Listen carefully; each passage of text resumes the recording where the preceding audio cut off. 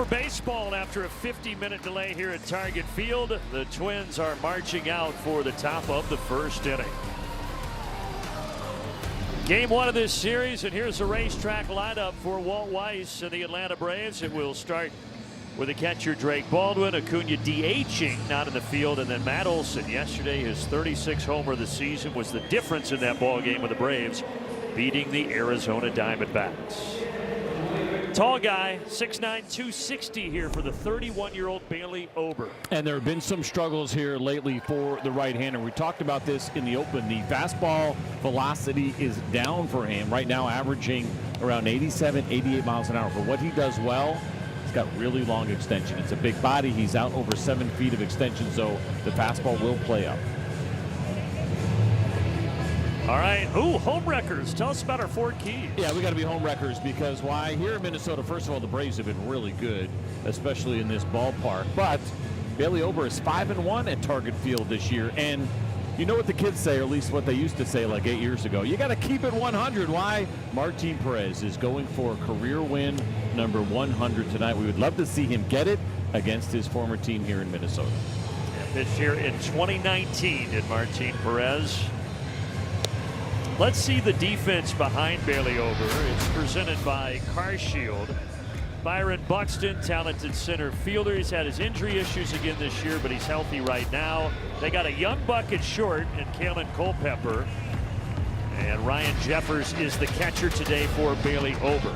But all in all, not a great defensive ball club. No, they have had their issues. They move a lot of guys around. They've been trying to find that right mix in how they can get the best defense they possibly can. You mentioned the young buck, and then there's the old buck, as Byron Buxton goes by the nickname of Buck. There is Derek Shelton, the manager of the Minnesota Twins. His first year here at Minnesota. Of course, he also managed with the Pittsburgh Pirates. And pregame, I think he enjoyed a couple of slices of jalapeno cheddar that I brought him today. Now off we go. CJ was very kind. He knows Derek Shelton very well. He's worked with him. He brought him a full thing of jalapeno cheddar bread.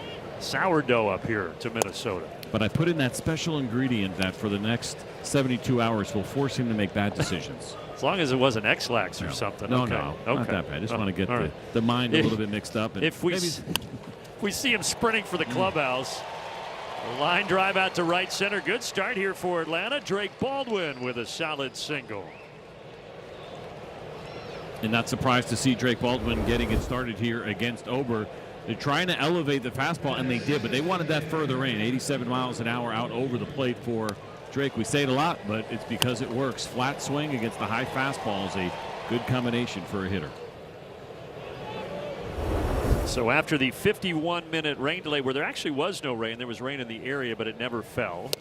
Feigned delay. Yeah, there you go. Baldwin was not phased. He singles, and Acuna now will bat second as the DH here. The Twins, though, come in on a bit of a slide. They just got swept here by the Phillies. They're now 5 games under 500. But because the American League wild card is so up for grabs, they are still very much in the mix. Yeah, a lot of mediocrity right now in that American League wild card, which is giving some teams that are below 500 by a pretty decent margin feeling like they still have a chance. All that matters is what you do the rest of the way. But there are some numbers in August for the Twins, and they have not been particularly good. Acuna goes chasing after that sweeper, and Bailey Ober has his first strikeout. The key tonight for the Braves hitters is going to be not trying to get too big. Again, this guy is not going to overpower you, and so your eyes start to light up a little bit, and you start to think big things. And then what he's hoping to see is that right there, which is flip that breaking ball off the plate, and right-handed hitters taking huge hacks at it. That sweeper that he used there to strike out Acuna. Doesn't throw it much, 12%, but it has been a very effective pitch for him. Almost feels like he should probably use it more. 0.95 batting average against the Ober sweeper.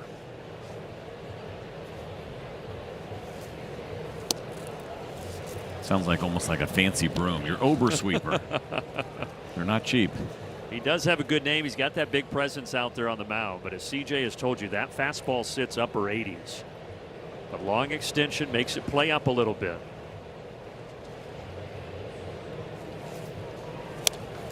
Off the end of the bat, there's the changeup. And one of the things that they've talked about here in Minnesota regarding the changeup, as the velocity has come down on the fastball, it really hasn't come down on the changeup. So the differential between those two pitches is not what it once was. The closer they get together, easier it is for hitters to pick it up.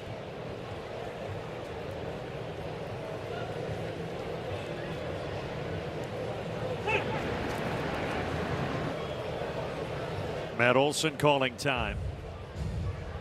Big 3-run homer yesterday for Matt Olson in the 7th inning that ultimately was the difference in the Braves getting a win against Arizona. On a 3-0 count, the 7th time Matt Olson now has done that in his career. Pretty impressive. He absolutely demolished it over the center field wall.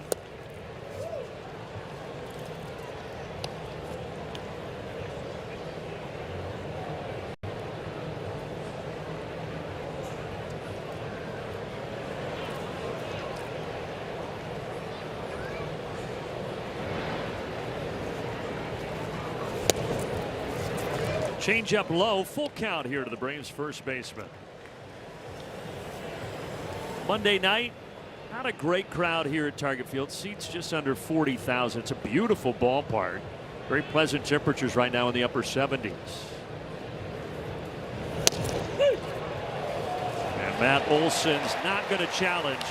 Looked like that might have caught the corner. 2 down. Yeah, it was going to be close. Probably a good non-challenge here early on in the game from Matt Olson. There was not a lot of movement on this slider at all, but maybe just enough.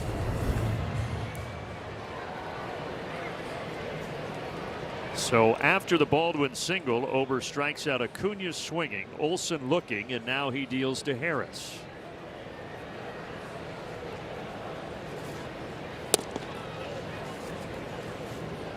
At 6'9", by the way, he is the tallest active Major League Baseball player. You might remember a reliever named Sean Jelly, who was 6'11". He's now pitching in Japan. Paul Gervais, up and down reliever with the Dodgers, is currently in AAA. So Ober has the height award right now in Major League Baseball. I think Jelly's the biggest pitcher in Japan right now, too, on top of it. I would think so.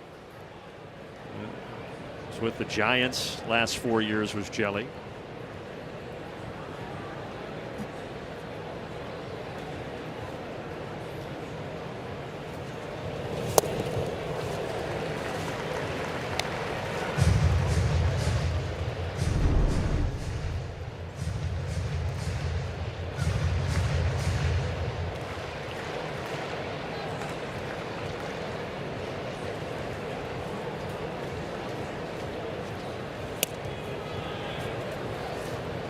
One count.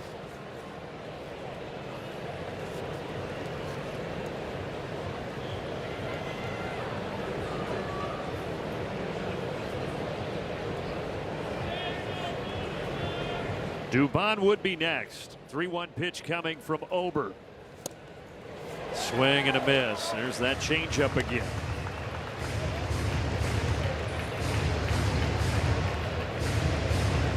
He's only thrown one fastball here to Michael so far, 5 pitches into this at bat, and it was out of the strike zone. But I think after that swing, you may see something off speed again. Michael, one of 3 Braves right now with exactly 20 homers. Baldwin and Ozzie, the other 2. 3-2 pitch. That fouled away, a little cue ball shot on that changeup.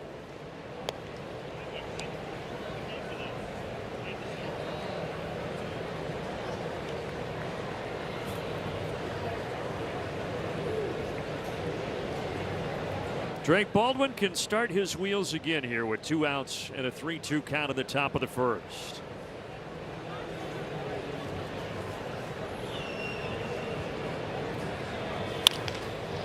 This one gets through the right side, and since Baldwin had started, he's going to get to third. They will be at the corners, and that will give Dubon an opportunity. I think going to the well one too many times here for Bailey Ober. It was 3 straight changeups, and again, Michael saw a bunch of them, 5 in this at bat, and this was the worst of the group. Elevated belt high, and he's able to turn on for that base hit.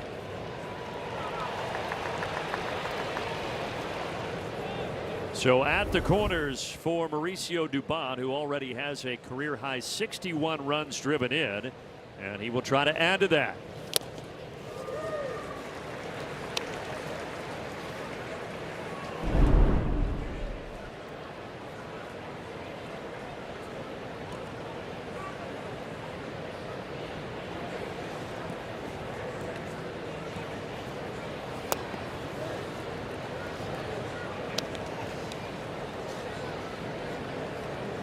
And not too bad with what Dubon has done this year with 2 outs. We've talked about it a lot. He has just been nails.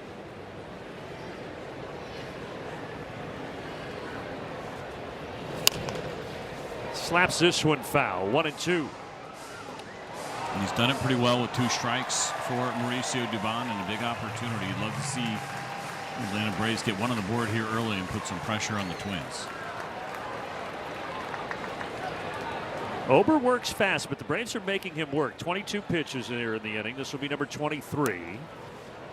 Spoiled.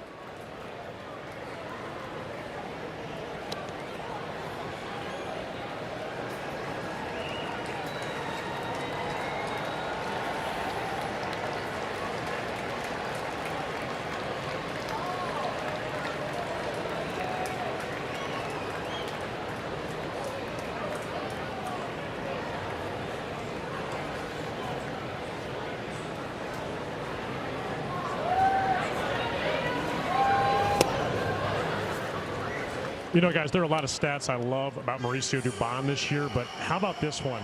He has struck out just once all season with 2 outs and runners in scoring position, and that one time was on an ABS overturn, originally ruled a ball. Wow, that is a fun one, Wiley. Hope he didn't jinx it. Let's go. Well, he fouls away 87 miles per hour. That is fascinating. That's incredible.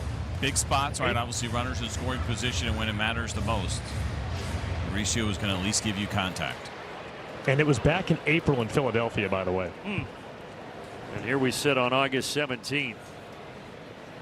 2 on, 2 out, 2 balls, 2 strikes.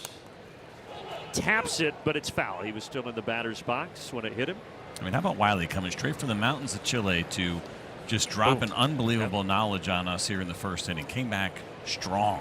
Came down the mountain, went right into the chalet, did some Braves prep, went back to the top. It was just rinse and repeat. Wiley also officiated a wedding while he was away. So it was a full week for Wiley, but glad to have him back down in the well.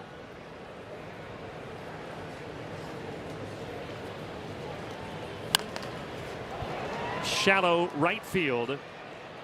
Keyshaw is going to get there.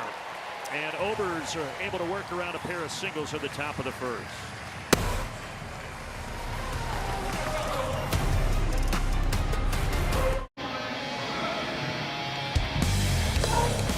Well, the southpaw, the native of Venezuela, Martin Perez, has been tremendous this year for the Atlanta Braves. He is on a tremendous run.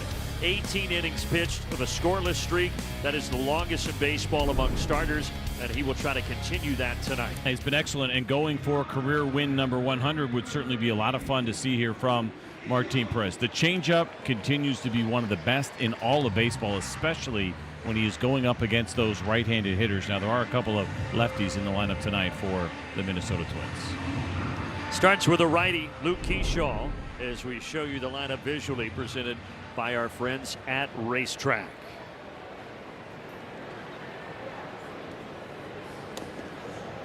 And Martin Perez, as we mentioned, he did spend a year here in Minnesota, 2019, when they had a very good team that won over 100 games.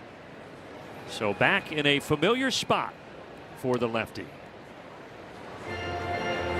So as a visitor, he's only pitched here 5 times, 4 of those starts, and he's never picked up a win as a visiting player. So this would be perfect night for Martin to get it done. Yeah, and get that, like you mentioned, win number 100 under his belt.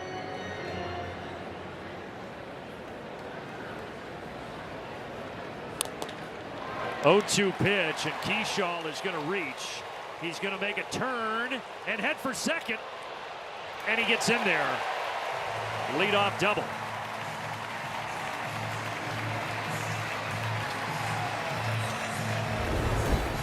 Well, perhaps looking for this changeup from Martin. It's not a bad one as you see it below the zone here in an 0-2 count, but it looked like maybe it cut a little bit. Drake was set up away. He wants some of that fade. Instead, when it comes back into a righty, much more hittable pitch.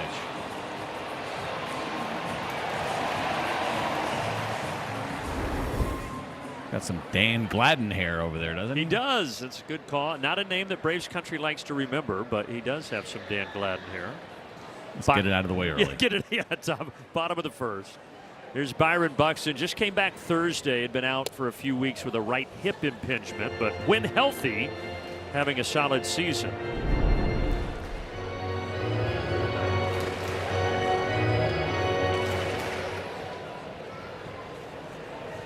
25 homers, 45 driven in for the Twins center fielder.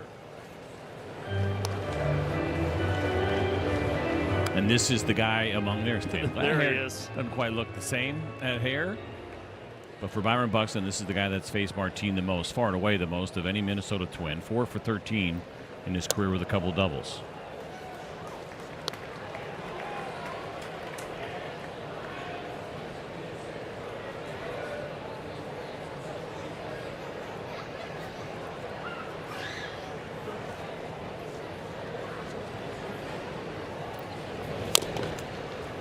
I say that about Danny Gladden, by the way, for the younger fans that may not know. He scored the winning run when the Twins beat the Braves back in the 1991 World Series. He scored the winning run in Game 7. That is the last World Series title for the Twins. That's the last time they have played in a World Series. Boy, Buxton, he's feeling that foul ball, and home plate umpire Bruce Dreckman giving him some extra time. We know injury prone over the course of his career, an unbelievable talent, but has had issues staying healthy.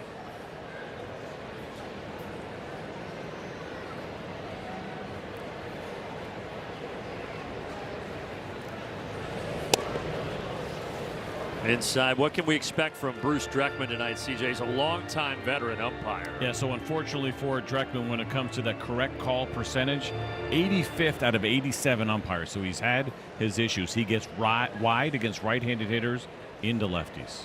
He's aggressive calling strikes. That one was on the corner. Buxton fouls away the cutter.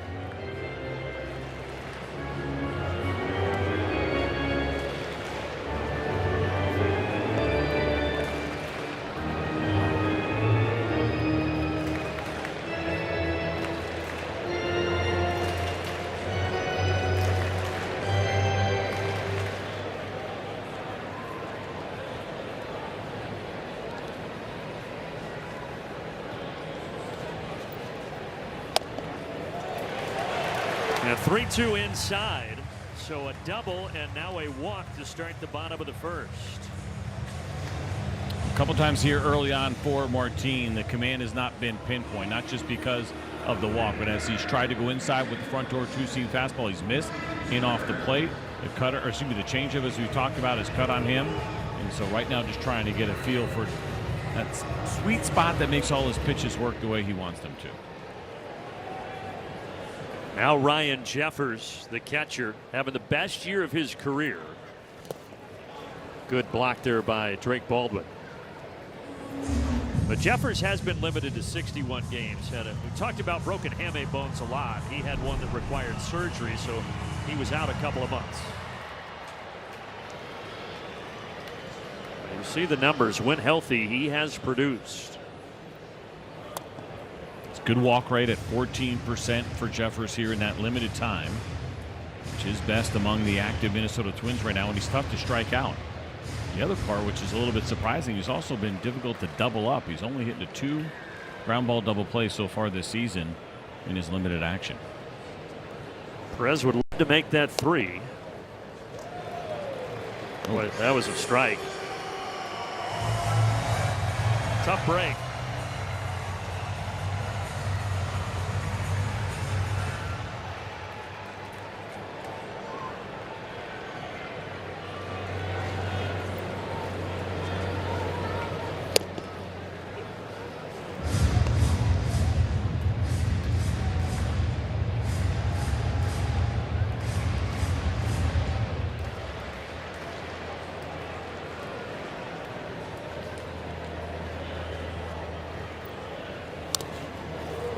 They got it back full, 3-2. So we'll see that cutter in off the plate, catches a break that it turns into a foul ball. Martin, a couple different things he likes to do off of that cutter inside to right. He's tried the front door, two-seam fastball, though it hasn't been there yet for him tonight. He could try to go changeup or maybe even backdoor with the cutter.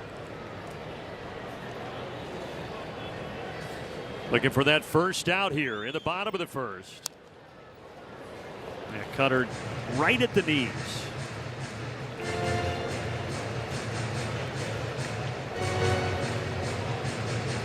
He's fun to guess along with, but it can be difficult to do. So we did go try that backdoor cutter there. Now maybe front door, two-seam fastball or two-seamer away.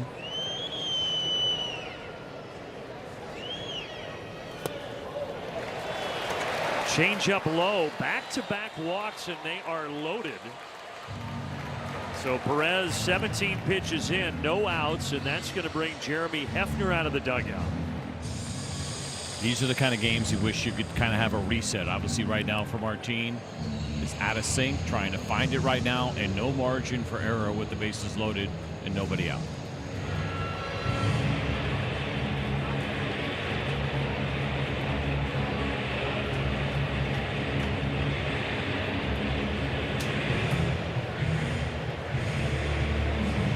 DH Josh Bell, the cleanup man who's on a good run right now. He's reached base in 19 straight games, is going to be the hitter.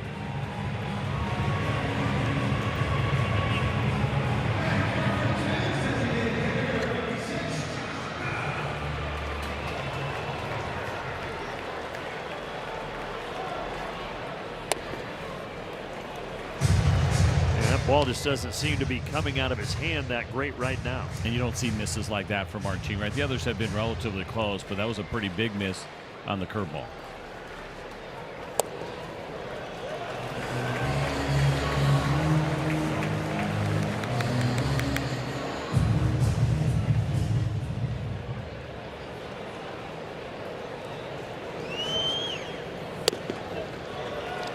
And he is a ball away from walking in a run.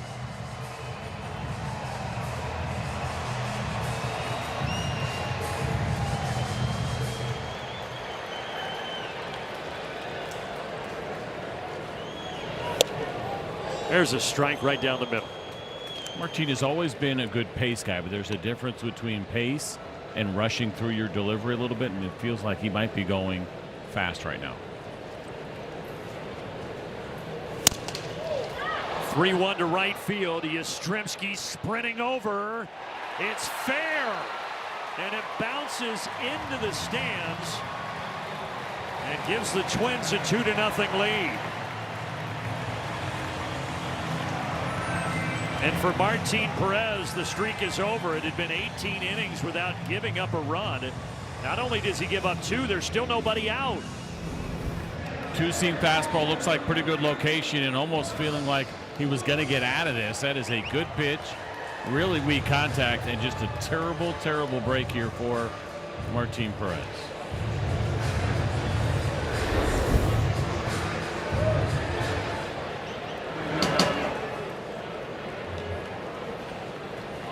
And Royce Lewis, the 5th man up with a soft liner to center. That falls. It will score 1. And a big first inning here for the Minnesota Twins.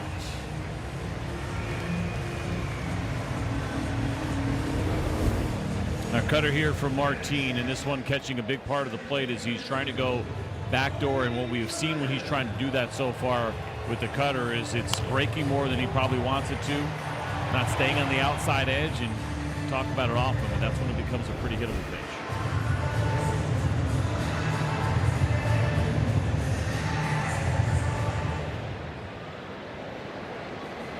And Cody Clemens, who hit his 21st homer of the season yesterday against his former team, the Phillies, at the plate.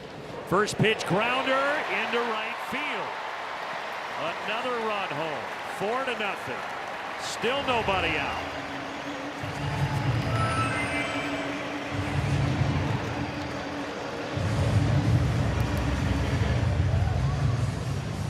A couple of walks, a 3-2 count that ends up in a double, and now you get guys coming out hacking on the first pitch.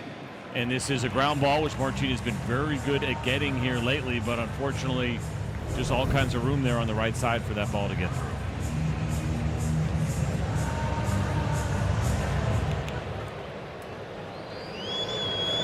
And Brooks Lee now stands in. What a difference for Martin Perez. He had been on such an amazing run, unhittable, pinpoint accuracy, but here the Twins getting to him for 4 and counting in the first.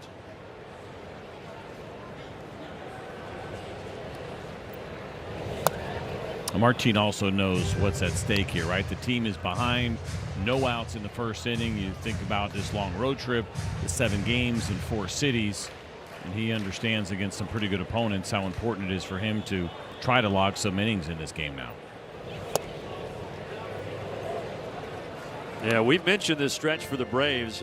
10 games in 10 days, the 3 at home against Arizona, 3 here, the pit stop on the south side for a makeup game with the White Sox, 2 in Milwaukee, and then 1 against Milwaukee at the Little League Classic in Pennsylvania. So it is indeed a rough week ahead for Atlanta. And already action with Madero's throwing.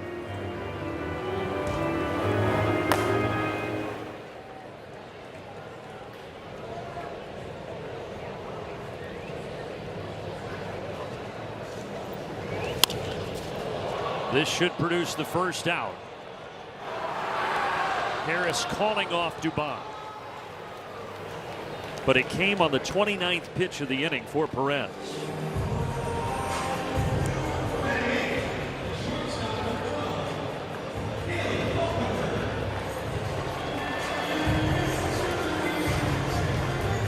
'23-year-old rookie Kalen Culpepper, they called him up a week ago. So 7 games into his big league career, and he is, for the time, their starting shortstop. It's been a rotating position this year for the Minnesota Twins. 5 different players that have made at least 5 starts at shortstop for them. We know the Braves have been busy as well over at short, but they're trying to find some consistency in a pretty important position here in Minnesota.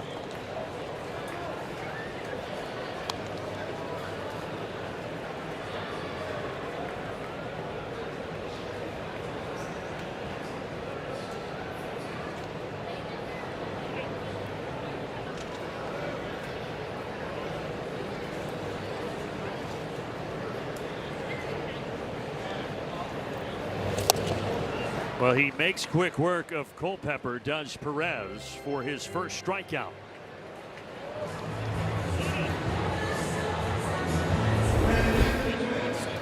You get yourself ahead in the count, and this is what Martin can do and has done so well, is get some chase on that good change.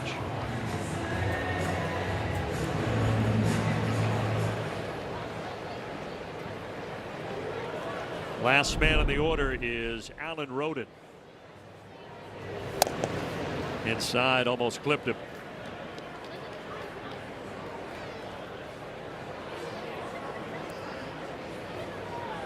He's only got 7 plate appearances against lefties this year, but he is 3 for 7. He bounces this to Matt Olson, and that should do it. A busy first inning. 4-0 Twins here in Minnesota. And for more on that, it's our GMC Field Report with Wiley Ballard. Yeah, it's a big night for Tommy, Brandon. He spent the last 28 years, in other words, his entire professional baseball life, with the Twins in their organization. They drafted him out of high school. Of course, he played in Fort Myers with their minor league team, his hometown. And as we touched on before the game began, spent 7 years coaching first and third base at times for the Twins. And sported a little bit of a different haircut than he had here in Minnesota, where he had things a little longer, dangling below the helmet. But he said he didn't think the emotions really going to hit him until the game began. And hopefully he can get busy here and get the Braves back into this game. Yeah, I'd like to see that arm get whirling around and bring some Braves into score right now as they trail by 4. But Tommy Watkins, highly respected here in Minnesota, had an unbelievable run with this organization. Yeah, the other guys that have been here in Minnesota, there's several on the Braves staff. I remember them joking in spring training that Tommy was the mayor of Minnesota. He's just so beloved here. But good to have him in the Braves uniform tonight after 28 seasons in the Twins organization.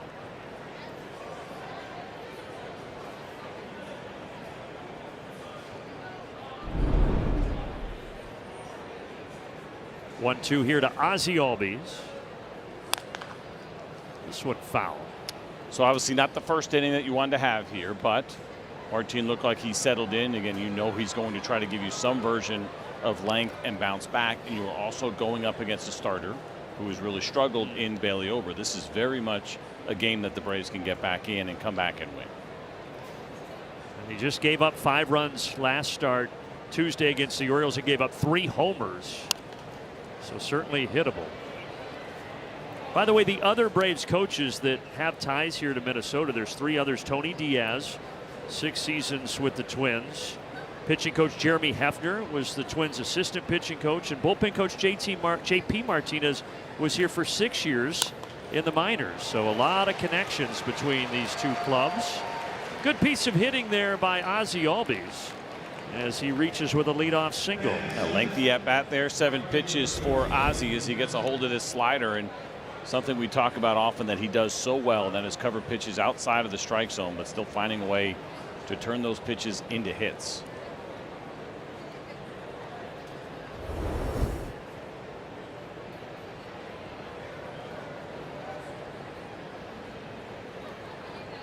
Yaz getting the start in right tonight.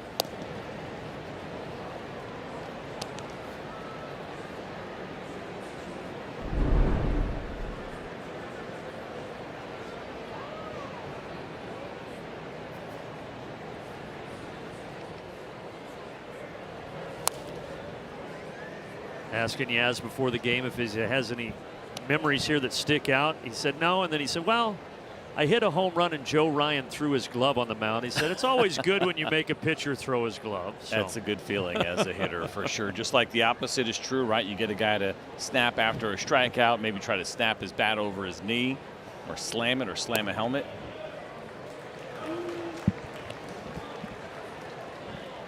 Joe Ryan, by the way, on the injured list right now, part of a rotation that has had their issues here in the second half for the Twins.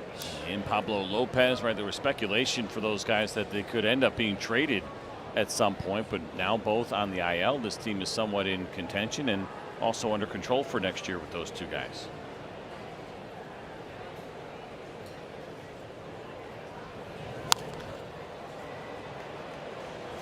Little pop towards Culpepper. He's got it.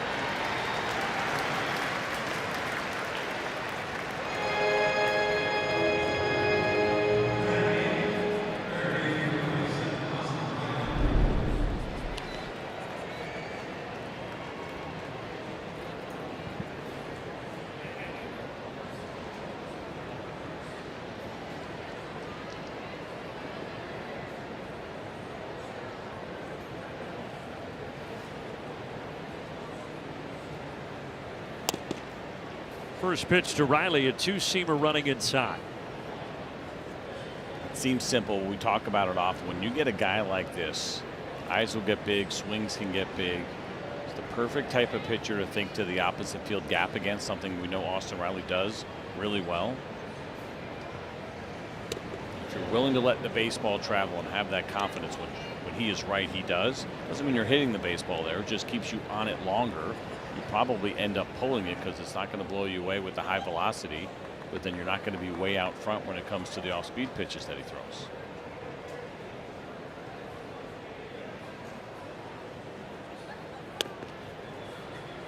Ober missing with a first, 3 to Riley.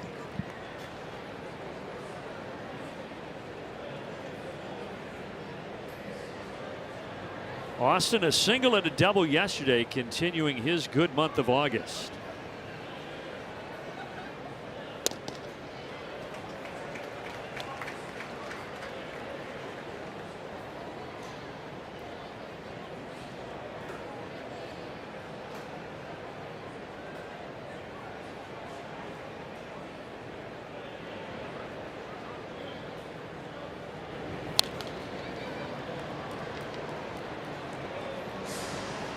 Could be a foul ball spot for you, right? Yeah, that landed on our level, but just a little to the right. You'll need the low liner to make it happen, right? The one that's coming in high probably gets deflected. Not a lot of space to make that happen, but high heater that gets fouled straight back. Be ready.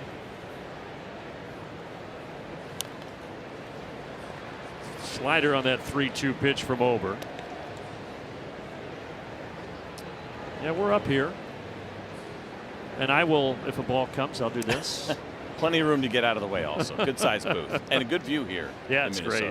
It really is. You got a good view of the buildings downtown. It's a beautiful night, just a light breeze. Swing and a miss. And Riley is down on strikes. some chase here from Austin Riley. He's going to be frustrated when he goes back and watches this, and it looked like perhaps he was thinking about a fastball, and that changeup just disappeared on him. Well out of the zone. First time in his young career that Jim Jarvis faces the 6-year veteran Bailey Ober.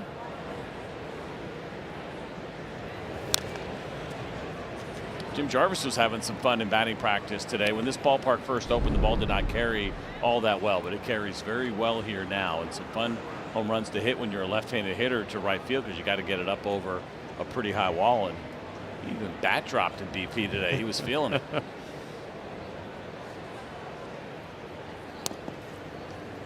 You and I were down there. The home runs that Ronald Acuna Jr. was hitting in batting practice, it was like watching a video game. You can get into the third deck here, and it's pretty majestic when you do, and that is something that we saw from Ronald today. And then into the second deck in right center field was a spot he went. There weren't a ton of people, but probably 100 people kind of milling around the lower seats watching Acuna take BP, and you just kept hearing oohs and ahs. It was a spectacle.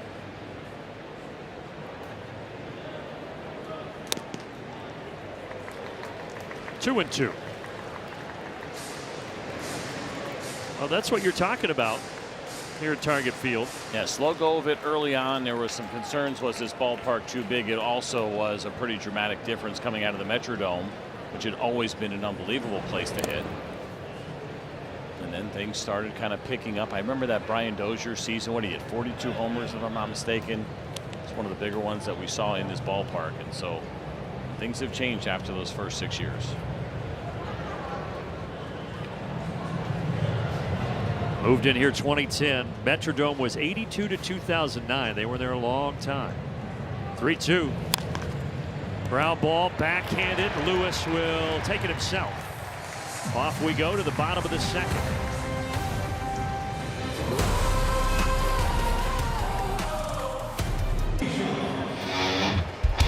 Back at Target Field, time to show you the Braves defense as we go to the bottom of the second. Brought to you by CarShield. We mentioned Ronald DHing tonight, so Yaz gets the start in right. And Drake Baldwin, the battery for Perez, who's going to try to bounce back after that long first inning. Harris charges. And Keyshaw, who led off the first inning with a double, starts the bottom of the second with a single. You start looking at some of these hits, thinking about the Josh Bell double, Clemens base hit here, and it's been kind of bloopa-palooza, unfortunately, for Martin Perez. Yes, there was a couple of walks and the command wasn't quite right, but he has had some bad luck as well against him, and there's another example of it.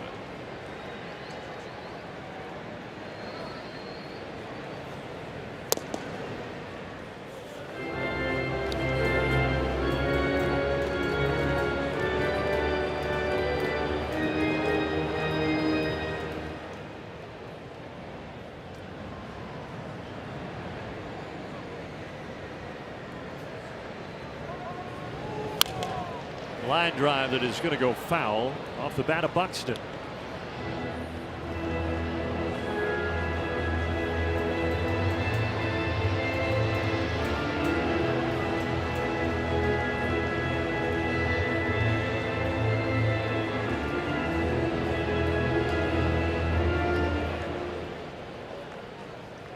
"32 years old now. When healthy, he's been the starting center fielder here since 2015, but a lot of health issues over those years. On to second, that was close, but they do get the lead runner. It's been 2 at-bats, but pretty impressive to watch Keyshaw and how he has been over there and how aggressive he plays the game, how hard he runs. I don't think they were getting a double play anyway, but it's the fact that this was even close and they're able to get that first one at second base. He got hit in the head, right? Was it him that was hitting, I think, yesterday, yeah. Right? There was the home run. Andrew Painter pitching for the Phillies, and then he gets up and takes one right off the bill of his helmet. And immediately warnings were issued. Now, he did a good job actually diffusing the situation, but a scary or nearly scary moment in that game yesterday. And when it happened, you thought, oh no, and then he immediately signaled, I'm okay, but it looked scary when the pitch came up and in, that was for sure. Ground ball, this could be 2. 6-4-3. and the right man at the plate, and the catcher Ryan Jeffers, and a much better second inning for Perez.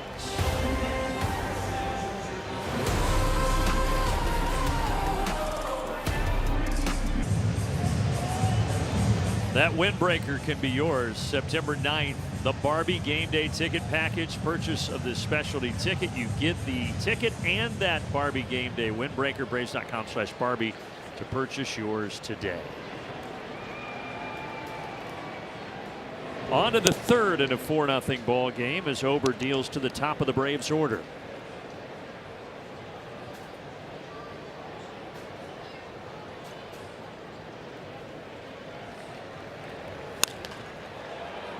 High fly towards Buxton.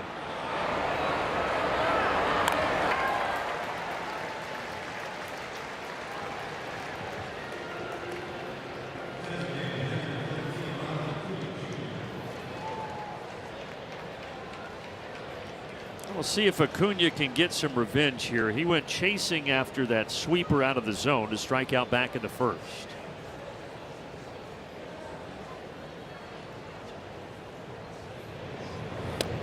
And what makes that a surprise too is also for Ober. He's just not a big strikeout pitcher. 4 punch-outs in his last start over 6 innings, 0 in the start before that. It was 3, it was 2. He did have a double-digit strikeout game earlier this year. He did that against the Cincinnati Reds over 6 1/3 when he punched out 10. But generally, it's going to be more about contact, mixing speeds, trying to keep the baseball off the barrel. Fouled back 1 and 2. We were talking about Acuna in batting practice. He put 2 just under that target field sign in straightaway center, and that is just an absolute mass job.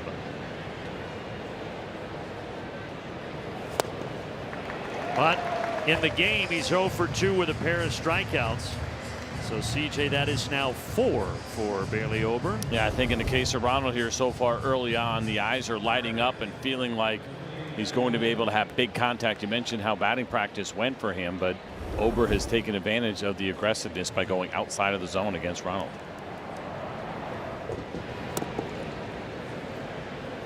Ober also had that amazing game earlier this year, complete game shutout against the Marlins on May 12th on 89 pitches. Just 2 hits, 7 strikeouts in that one. And there have only been 8 complete game shutouts in all of baseball this year. You just don't see those very much anymore. That's incredible to do it on 89 pitches like that. He did have 7 punch outs, didn't walk a hitter in that game, only 2 hits. It's like a Maddox plus.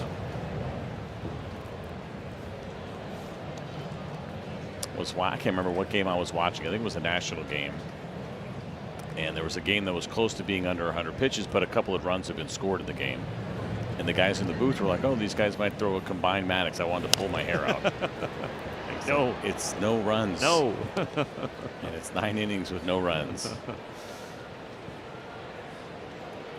Nobody did it like the professor.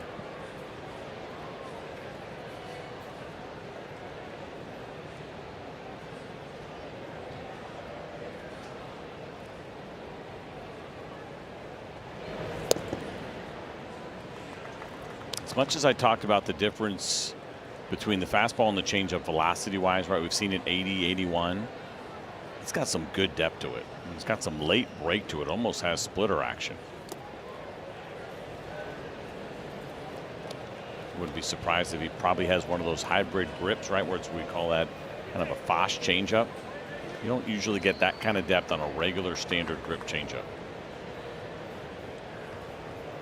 Looking for his first 1, 2, 3 inning, but he's not going to get it. He walks Matt Olson.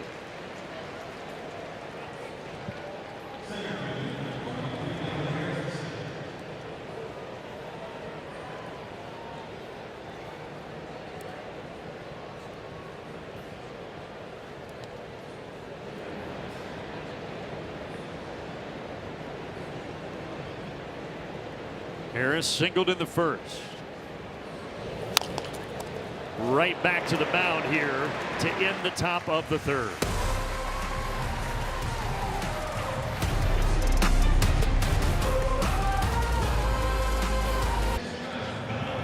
Braves trail early, headed to the bottom of the third. Martin Perez back to the mound, and although he's given up 4 runs tonight, he was on quite the run. 18 consecutive scoreless innings, and the story behind that 3-start span, guys, is that he's really become more of a 2-pitch pitcher so far this month. It's been sinker and changeup, and sometimes we've seen Chris Sale be a 2-pitch pitcher, but it's a little different for a guy like Martin Perez. Walt Weiss says doesn't have that overwhelming velocity or overly special breaking balls. He has to make that play in right field. But what's interesting is that sinker was a pitch he actually learned from Greg Maddux. He went through a really rough period where he gave up 7 runs in 3 consecutive starts, at which point Martin's pitching coach gave Greg a call and asked him to come teach Martin Perez a sinker. And lo and behold, it's been the best pitch he's had this year behind that changeup. It's almost difficult to be a left-handed pitcher who's not going to be overpowering without a good sinker, unless you have really good induced vertical break on your 4-seamer, which is not Martin's game and never has been. I mean, it's almost a must-have pitch for a guy like Martin, and we're going to get a challenge here. Pitch is called a ball. Challenge.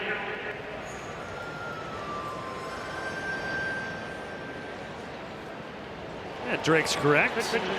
And listen, if you're going to ask anybody for advice on how to make a baseball move, especially a 2-seamer, there's no better person to ask than Greg Maddux. Yeah, so if you're lefty, you don't have the velo, just the way that 2-seamer moves, you're going to need that pitch. Yeah, it's going to be hard to survive on a straight fastball, right? Unless you're going to throw 7 different pitches and a couple of different breaking balls that usually is going to catch up to you over time. But movement and command, and to both sides of the plate for Martin, right? We talk about his strikeouts looking and how that is always something that has been impressive, and that's because he can spot up that 2-seamer inside to righties to lock them up, the cutter to lefties, front hip. Through a curveball there, looked like that might have caught the plate, but that's a tough one to call a strike.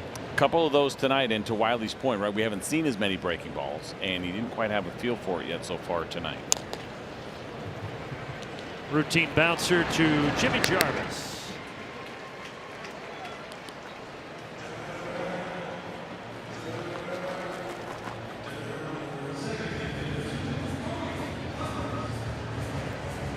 Well, in that first inning, Martin Perez threw 34 pitches. Since then, 12 pitches to get 5 outs. So a much better version of Perez here, and now he'll face Cody Clemens. How much we'd like to listen to that conversation with Martin, Greg Maddux, talking about the 2-seamer, where you put your thumb, where's the finger pressure, what are different options you can do, what are you thinking about when you're throwing that pitch is as important to what you're doing grip-wise. And I don't doubt that Greg Maddux has some pretty awesome things to say that even the best pitchers in the game would like to hear. We've documented this year the help that Greg Maddux provided to Bryce Elder. Now doing it for Martin Perez.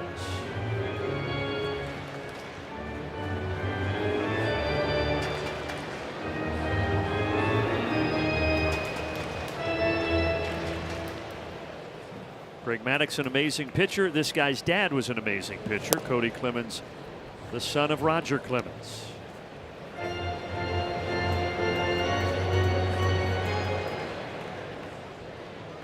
Youngest of Roger's 4 sons. Formerly with the Phillies, now first year with the Twins. Second year with the Twins. Lines it to center, and he's going to get a 2-out single here.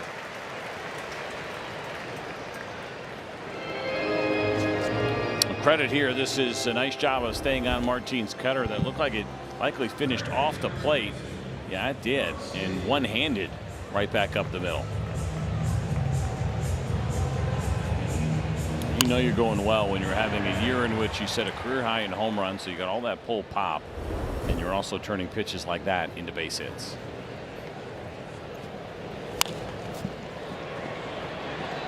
Yeah, Cody Clemens, 21 homers this year, 19 last year. He's quietly been a pretty solid pickup for the Twins. He's got it figured out, right? A guy that you can move around the diamond as well, and so it's a nice thing to have. A left-handed hitter showing pop. Look at 40 home runs now over the last 2 seasons with some time still to play here this year. Took him a while to get it figured out, but he's done it well.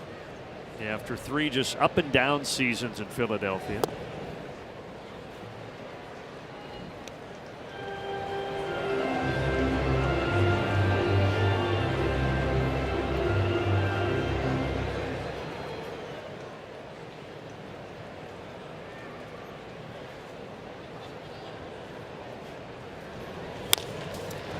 Ozzie over.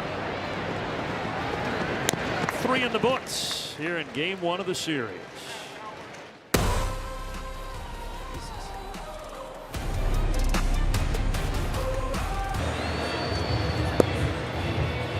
You're watching Braves Vision. It's powered by Southern Company. 4-0 Minnesota, all 4 runs coming in the first. And now it's on to the 4th. Mauricio Dubon at the plate.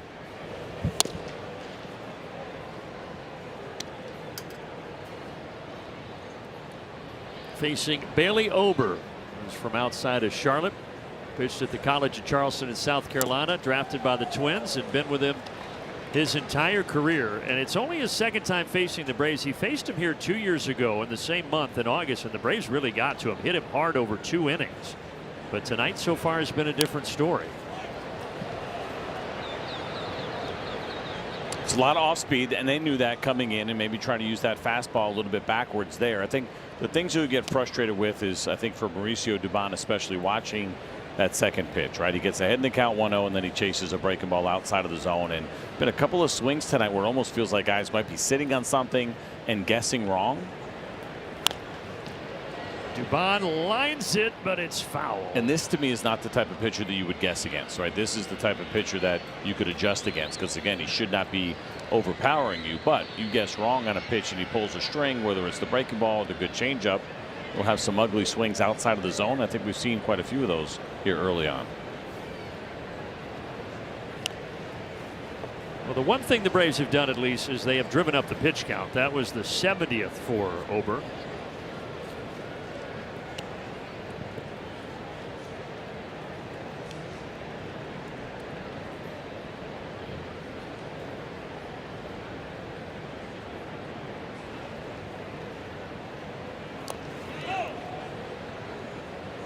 It's just interesting watching him, CJ, because you see 6'9", 260, and you think when he releases that fastball it's going to be around 100, and then it hits 88.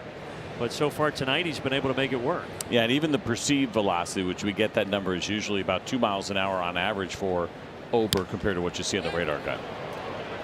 A slider that time. And Dubon is 0 for 2.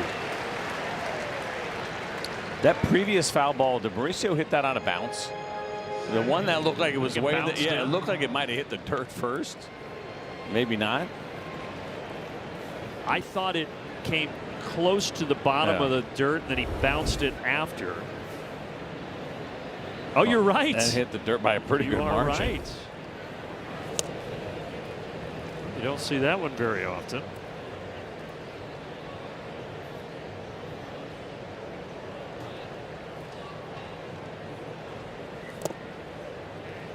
Dubon, he fouled off 9 pitches against Ober in his 2 at-bats, but unfortunately both times he had a fly out to Keyshawn in right field.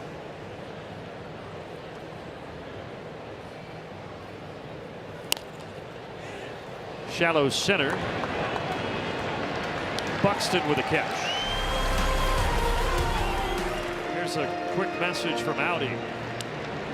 The Audi Q3, made for a life of yes.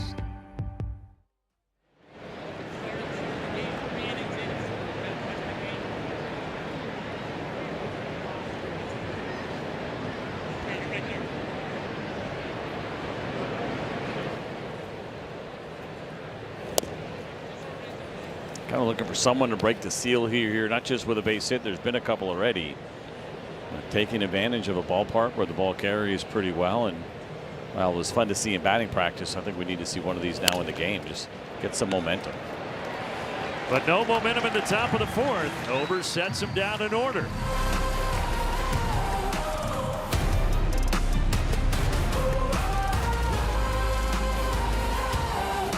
Quite a few Braves fans here tonight, but unfortunately right now it's the Twins with a 4-0 lead. Happy 11th birthday, buddy. That first game. Good combination. We have got to have a comeback win now for that kid right there, at least. And a comeback win for Kalen Culpepper. Not the one at the plate, but our good buddy, who's such a great valued member of our crew, Brandon Culpepper. His daughter's name is Kalen Culpepper. So we're cheering for her because she's cheering for the Braves. and not the Kalen Culpepper that's at the plate right now. And probably quite the opposite, where she's probably booing him a little bit. And deservedly so. He's got the wrong uniform on. He's a first-round pick 2 years ago out of Kansas State. This Kalen Culpepper.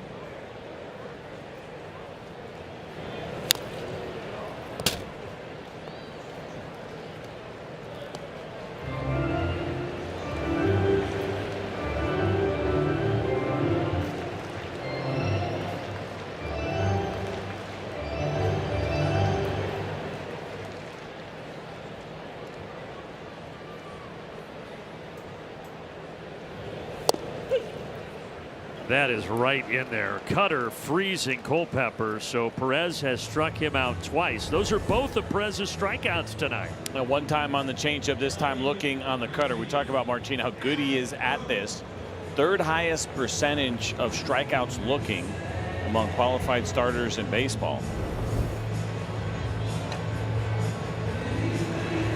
So the rookie getting a lesson in his 8th big league game.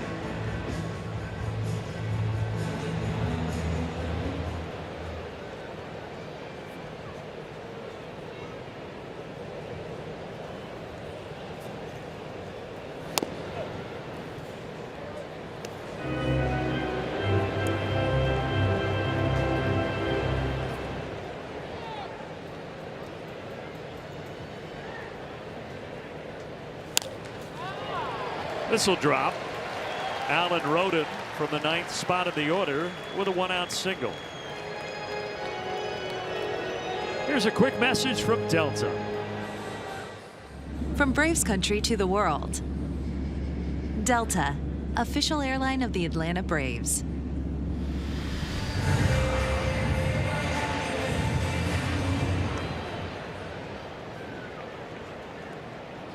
Two for two so far for Luke Keyshaw, a double and a single.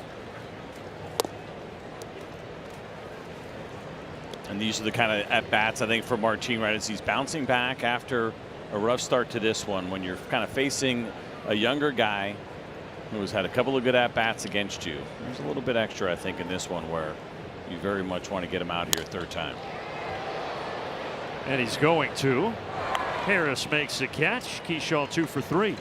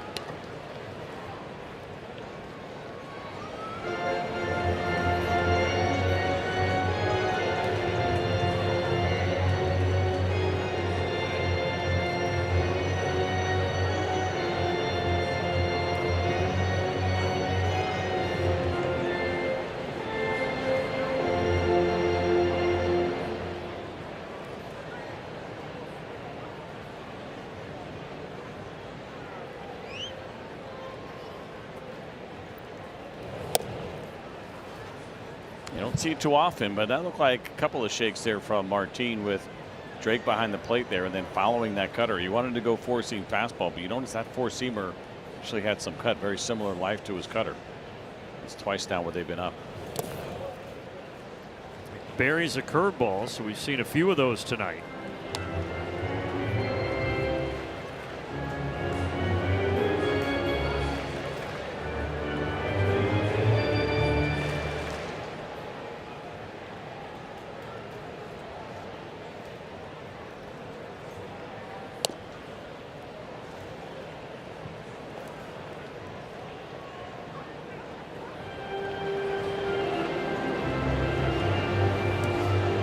He had back-to-back walks, did Perez. Buxton and Jeffers earned those in the first inning. Hasn't walked anybody since, but 3-1 here. He lands the curveball to take it to 3-2. That's a good one there. Backdoor. You see a lot of arm side misses or ones that were down. That's a good adjustment. But being very careful here, too, with Buxton. Throwing a 3-2 curveball. Again, we don't see a lot of curveballs, but he Seems like he's trying to stay away from anything firm and maybe even that changeup in the zone so far. Jarvis can't get it. And Rodin's going to get to third as he was on the march. So now you've got runners at the corners here with 2 down. And maybe you could see why Martin went to the fastball here in the 3-2 count, the two-seamer, and Byron Buxton able to barrel it up. Heck of an effort here by Jim Jarvis. Looked like maybe he might have got a little bit of a glove on it. He did to slow it down, which then unfortunately makes it easier for Rodin to get the third.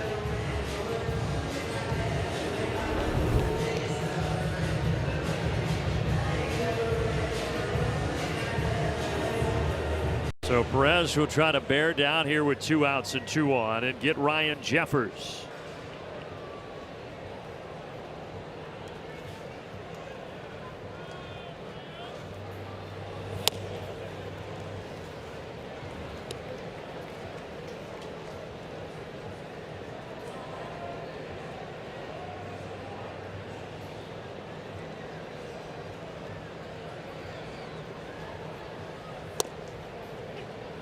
Ooh, we'll take that.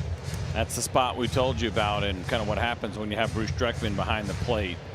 Very concentrated away to right-handed hitters where he opens up the zone. Catcher at the plate, but not challenging that. And a catcher that was sought after at the deadline when people weren't sure if the Twins were going to buy or sell or something in between, but ultimately they bought a few pieces and they kept their catcher. But after the recent skid, they're 5 games under. To right field. This should get Perez out of it, and it does. Still 4-0 after 4.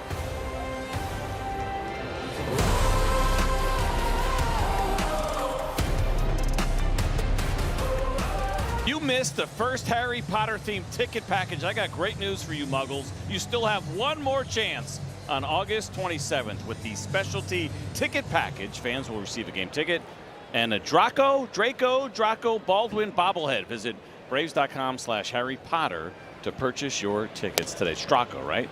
I think it's the Ivan Drago. I don't know. Draco. No, Gosh, it's Draco. I asked Draco, yeah. During the break.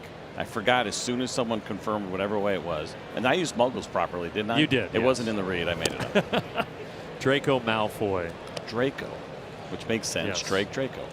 And the Braves are playing the Dodgers, by the way, if that also matters to anybody when that Harry Potter night is. 1-1 pitch coming to Austin Riley. Swing and a miss at the sweeper from Ober. Dodgers on a little bit of a skid right now, not playing well, and Dave Roberts kind of calling them out on bad defense, bad at-bats. Had some injuries. Robleski just went on the IL. And the Brewers, after what they just did to them, won the season series against the Dodgers. The Braves are going to have the chance to do the same thing when they come to Atlanta. And again, when you talk tiebreakers at the end of the season, a nice moment there. It's about to turn into a bad moment. I think that guy took one off the shoulder. A ball like hitting and popped up. He seems like he's fine, but there was some contact on that foul ball. Local plumber. But those tiebreakers, huge. That could end up being really big. Really important for having the best record, or at least the top 2 records, and getting that bye in the postseason. Hard hit, and by Culpepper. Leadoff single, Austin Riley. Changeup inside the strike zone. We've seen some chases on ones that have been below the zone.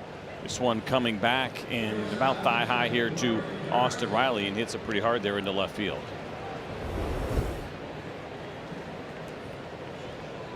Ober had retired 9 of the previous 10 with only a walk to Olsen mixed in there. Before that, Riley single. Jim Jarvis. And this had been an area for Bailey Ober where he had really struggled. Second time through the order, he came in with a .296 batting average against him, .934 OPS, 11 homers, but the Braves so far just 1 for 7 with a walk. Buxton back for the catch.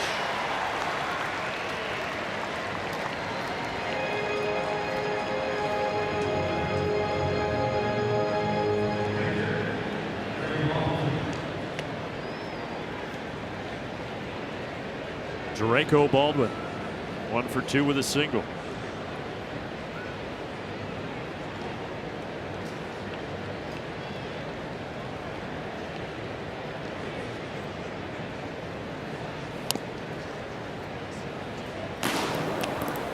Has some action in the pen with Ober now approaching 90 pitches. Taylor Rogers is warming.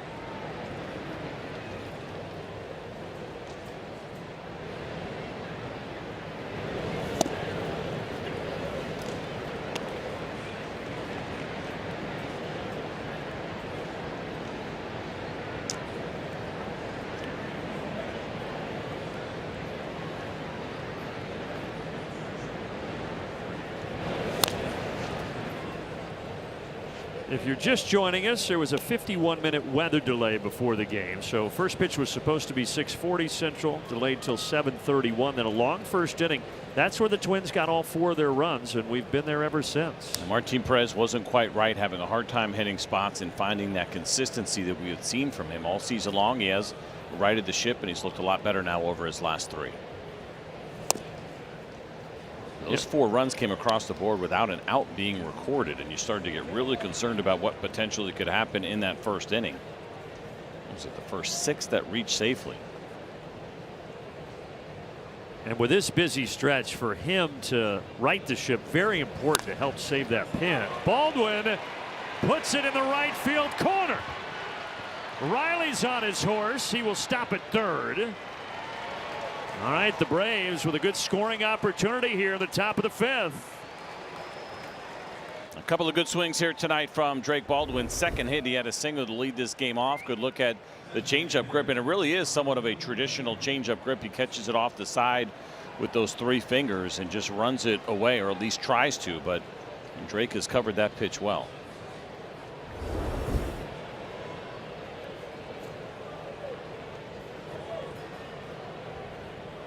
Can Acuna figure out Bailey Ober here? 2 strikeouts so far against him. They're going to have a meeting on the mound. Pete Mackey, the pitching coach, out.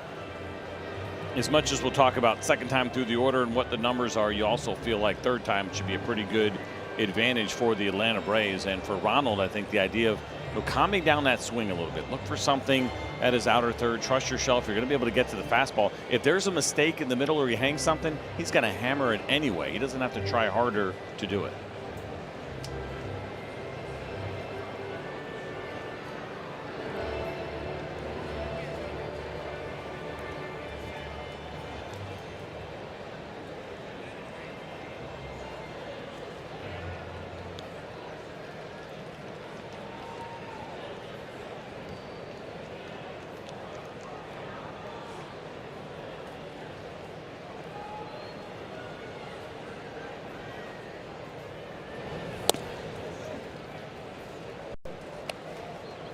That 4-seamer at 85. Yeah, the fastball continues to come down in velocity. I mentioned it's kind of been a trend throughout the entire season, where it's down about 2.5 miles an hour from opening day, and now here throughout the game. Oh, 85 again, but that does not feel good if you're Acuna. Nope, not at all. And there's definitely some fatigue going on right now, and this very much feels like it could be the last hitter for Bailey Ober. You just want to really make it count now and try to do some damage. A lefty in the pen and Olsen on deck. Yeah, this is the last act for Ober, you would think.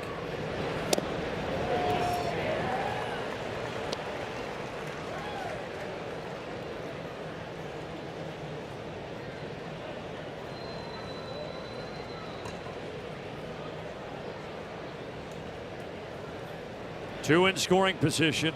2-1 pitch. And that should score both of them. Acuna delivers a 2 RBI single, and Atlanta's right back in this ball game.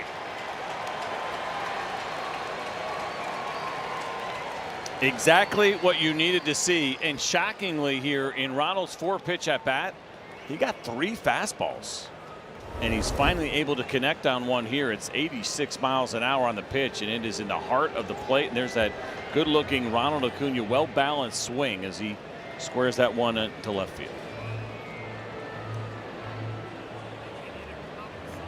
4-2, and that is the night for Bailey Ober. Back in a moment.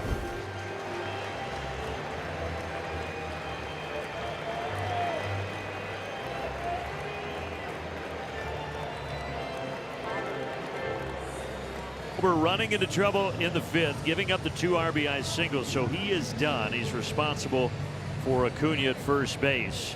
And now they bring in the lefty, Taylor Rogers, to try to get Matt Olson. See the batting average there against lefties. He has not been dominant. He's been a lot worse against righties. Same thing with the OPS, but strikeout rate is actually below average for this left-hander. Walk rate is high.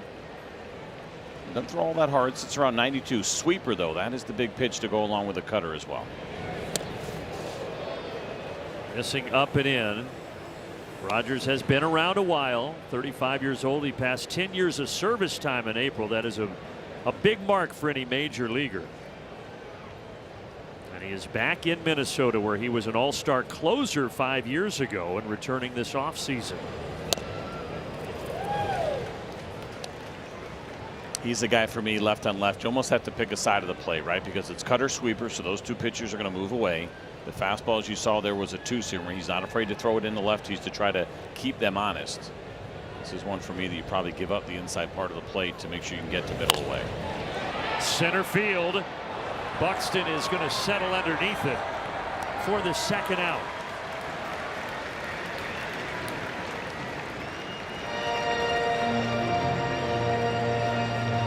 Frustration there for Matty. As soon as he made contact, he knew that he had gotten under that cutter from Rogers.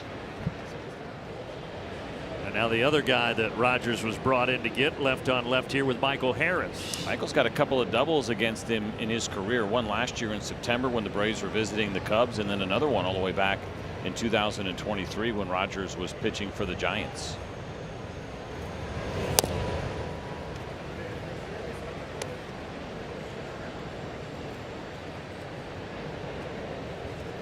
Got 2 of everything. 2 doubles, 2 groundouts, 2 strikeouts. Symmetry. 2 RBIs. Let's go. And a 2-run homer. No. Still in the cards.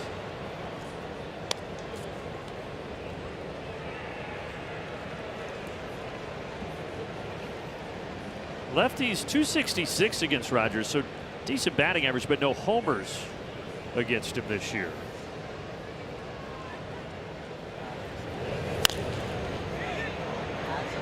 Three give chase, and it's going to bounce foul. The big difference when the lefties are facing the righties, you mentioned no home runs. The ground ball rate doubles compared to right-handed hitters for the lefties. 51%, big number for Rogers. So you see Matt Olson fly out, but generally for the most part, when the ball is put in play against him from left-handed hitters, it's going to be on the ground.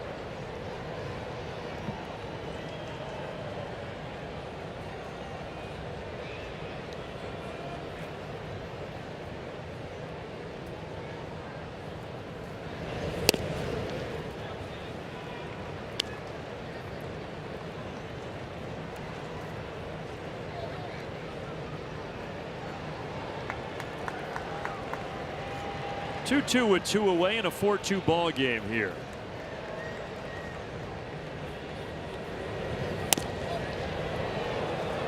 Just off the outside edge. Pitcher's pitch. It was off the plate. That's a good no challenge.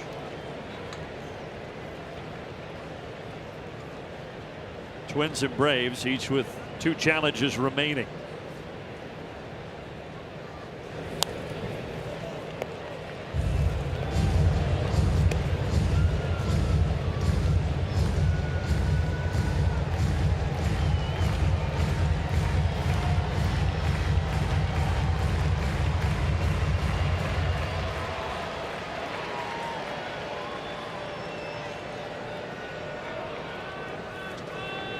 Acuna starts to go again on the 3-2 pitch, and he will return to first. It's not that view we get right here from our center field camera of all the writing that is behind home plate in the seats. You will hear hitters talk and complain about, should be fielders talk and complain about sometimes picking the baseball up. I mean, look at all of those letters that are in white. Now it's a night game, probably not as bad, but I imagine for a day game that's not enjoyable for infielders.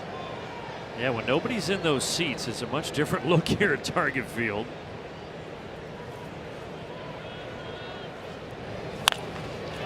Harris to right. Keyshaw on the run. He gets there.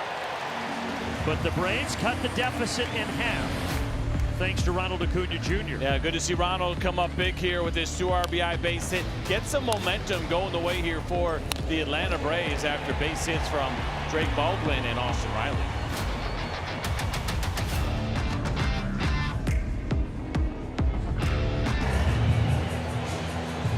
Peanuts comic strip characters, because the creator of Peanuts, Charles Schultz, is from the Twin Cities, so they honor him. He passed back in 2000, but certainly his legacy still lives on. Very cool to see. My mom was a huge Peanuts fan and collector, so a lot of Peanut stuff around the house growing up, and still to this day at her house at 81 years old.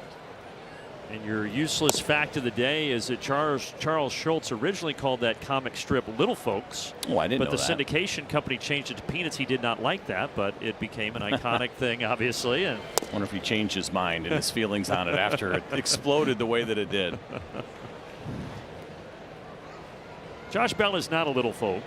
He's a good-sized folk, and he can hit the ball a long way. This time he barely hits it. Riley charges, but he can't come up with it cleanly as he tried to barehand it.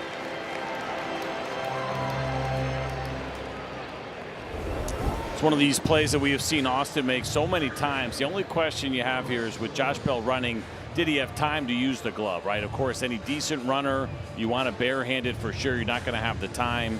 If he makes the play, you're not even thinking about it. It was a tough one there off the fingertips that turns into an infield base hit. Bell got the scoring started for the Twins in that first inning with that Balup 2 RBI double. So he is 2 for 3.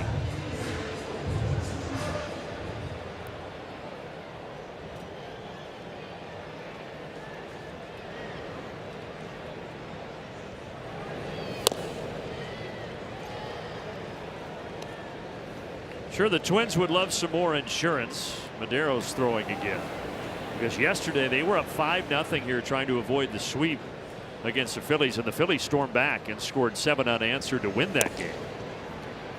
And that put the Twins even further behind the 8 ball here in the month of August. That was a dagger for sure, right? You're playing a team like the Phillies. It's August 16th yesterday. You know it's getting tight. You're under 500. The only thing that has been helpful, again, is how bad the American League wild card has been. Liner, there's Jarvis. And 1 away.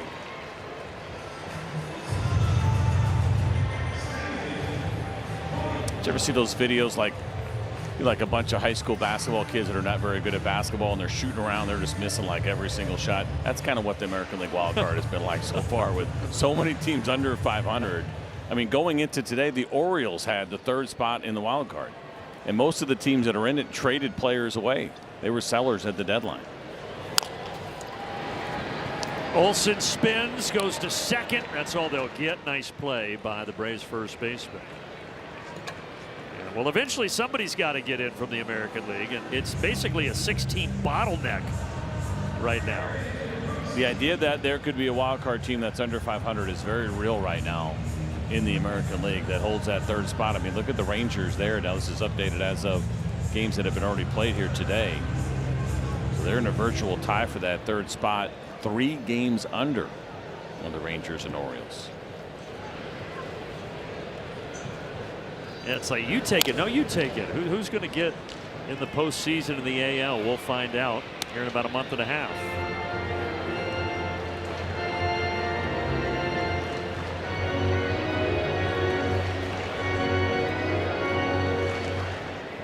We felt like Martin was going to be able to have the turnaround, and now he's just 1 out away from giving the Braves at least 5 innings, and the pitch count still in a decent spot at 80. And if he gets through this without giving up a run, I think there's a decent chance he goes back out. I think Maderos is up in case Martin gets in any more trouble, right? The Braves are trying to work their way back. You don't want to get any further than this. These are tough. So he's been up in the 1st, he's been up in the 5th. And Perez gets through the 5th with a strikeout as he takes care of Brooks Lee.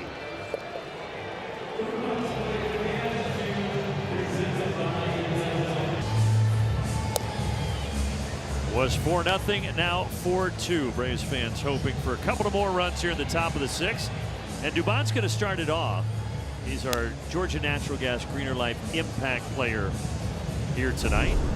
Let's talk about the positions that he has played since the All-Star break, mostly in left field, but you can put this guy anywhere. And he plays really good defense in those spots. I know there have been a couple of plays in left that have gotten away from him, but overall, Mauricio Dubon has been an excellent defender. Think about that play that he made in center field out in Colorado. He's made some good plays in the infield as well, and just unbelievably valuable because of what he does at so many different positions. All right, Travis Adams is the new reliever. Second season in kind of an up and down middle relief role for the Twins. And he has struggled. 6 home runs allowed in his 38 innings, nearly a 6 ERA. The lefties have gone off hitting nearly 300 against him. Fastball sits at 95. Changeup, slider, cutter.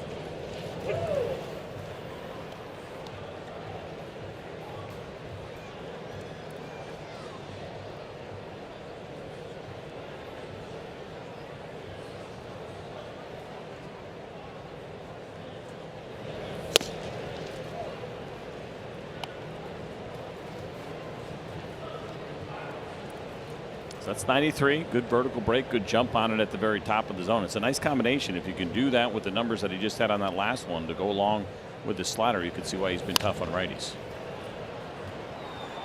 Was a starter for most of his minor league career, but the Twins moved him into a relief role last season. Up and down from AAA a few times this year. I like Derek Shelton's glasses. He's pulling those, your buddy's pulling those off. Some look really smart. Locked in, but really more a sign of age. Dubon went. There's a strikeout. You got to go ask him after the game or text him, see how he liked your sourdough bread you brought him. Yeah, you know, I was a little bit concerned because I baked it yesterday. And of course, we had a game, got on the plane, so we were at about the 36-hour mark by the time I could actually put it in his hands. And told at this point, the toaster is your friend. Always brings it back pretty nicely. He was in Pittsburgh 5.5 years. They let him go after a rough start last season. They were 12-26 and fired him in May. But good to see him find a fresh start in a new place here in Minnesota. And he'd been a hitting coach over the years, right, with Tampa and the times that he spent coaching. And do you remember that first time I ever heard his name was that he had a commercial for a product. It was like a swing tool. I bought it. I can't remember it before I ever knew him. Cannot remember the name, but it was like the ball that was on a stick, so you would swing. Yeah. I cannot remember the name of that thing. You're saying it wasn't his product, he was just kind of the face for it? He was kind of like the Fred McGriff of it, I think, on the commercial. Tom Amansky. Like Easy Hitter or something. I don't think he developed it, but I joked with him once I got to know him a little bit. I said, hey, man, my kid hit 190 in high school. I want my money back. Speed hitter. Speed hitter, yeah. Still sitting in my garage. Yeah, that hit the northeast part of the zone. Back-to-back strikeouts here for Adams.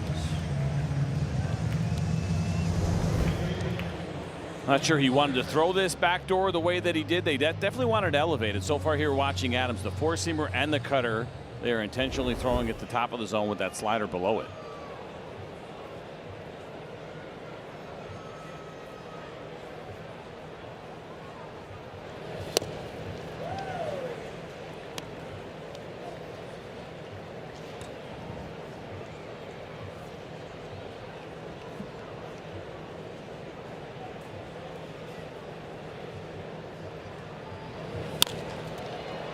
Left center. Buxton is able to get there on the run, and Adams has a tidy 1-2-3 top of the sixth.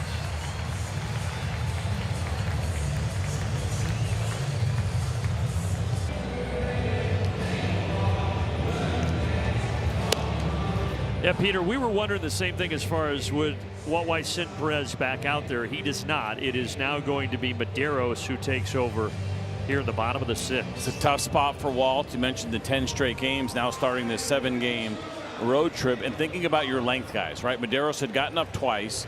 If he doesn't get in the game, yes, he technically is available tomorrow, but it's a little bit more difficult, and so I think you use him here, try to keep the game where it is, and then, of course, Brent Suter is your longer guy starting tomorrow if he doesn't get in the game today.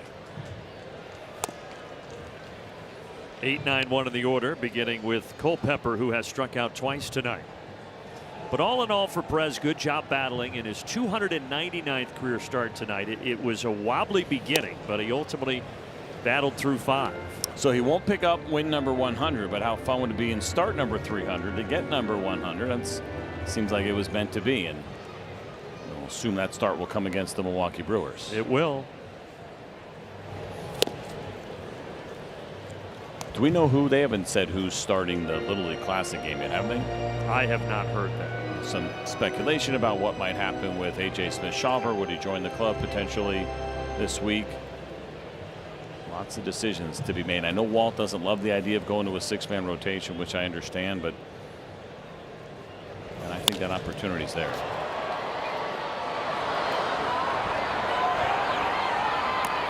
Harris has the baseball. Culpepper is 0 for 3. Quick message from Zaxby's. At Zaxby's, you don't just get chicken fingers, you get the sauce. Who's got the sauce? Zaxby's. What we do know pitching wise is that the next 2 games here in Minnesota, Tyler Mahle tomorrow against Zebby Matthews, and then Chris Sale against Taj Bradley on Wednesday afternoon.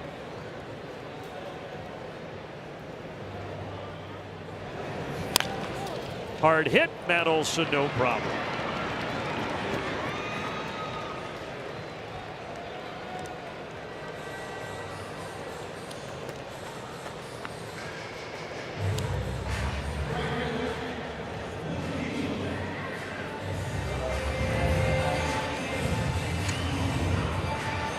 Lineup card flips over to Luke Keyshaw, hitting leadoff for just the 3rd time this season, but he's looked good doing it.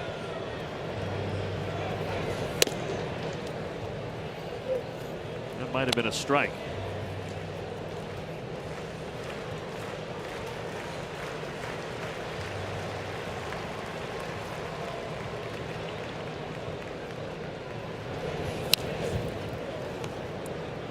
Funny how that works, right? You put one right on the corner, doesn't get called, and then you throw one off the plate and you get a hitter to offer at it and call it even.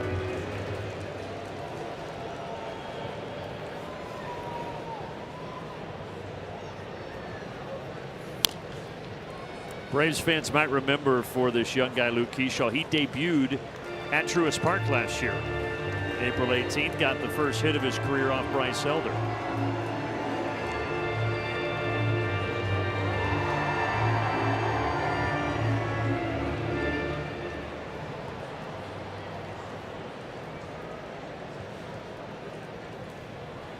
Bryce, after a solid start yesterday, getting some rest.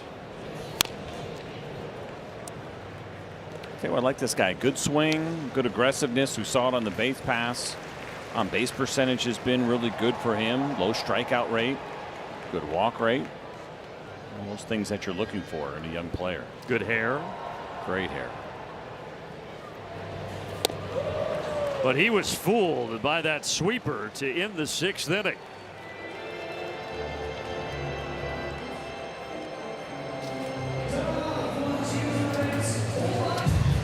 Braves have won 11 straight against the Minnesota Twins. That leads us to our Toyota Trends feature. All-time in interleague play going back to 97, 20-8. Really good numbers, and good numbers in this ballpark as well for the Atlanta Braves over their time visiting Target Field. Coming at 9-2. Well, they did not have nearly as much success in the Metrodome, including the postseason at 5-8.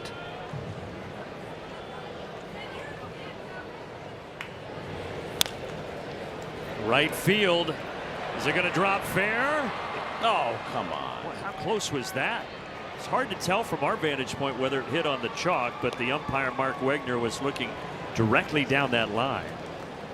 And the one that Josh Bell hit, I thought was headed foul and ended up being fair. And yeah, that ended up being foul. Oh, easy, fella. He overran it. Did he get it? No way. Perseverance. Oh, it pays off.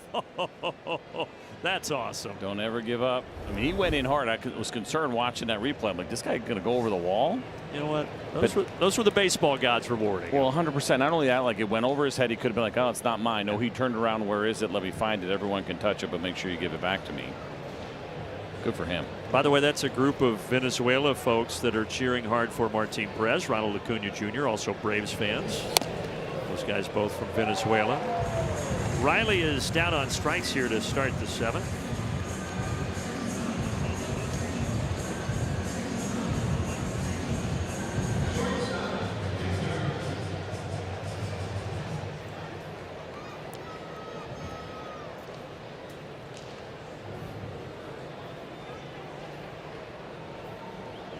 Well, Travis Adams has come in the game out of the bullpen. He has faced 4. He struck out 3.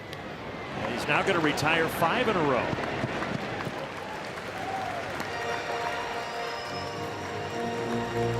Here's a word from Chevrolet. Get into a 2026 Chevy Trax, starting at $23,495. Proud partner of the Atlanta Braves.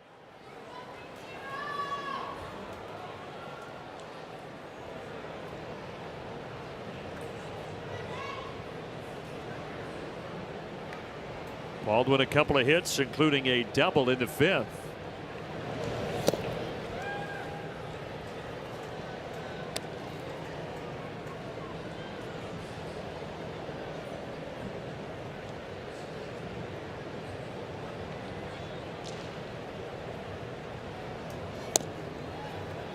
You mentioned this guy Adamson being a starter coming up through the system, and he's got a starter's repertoire.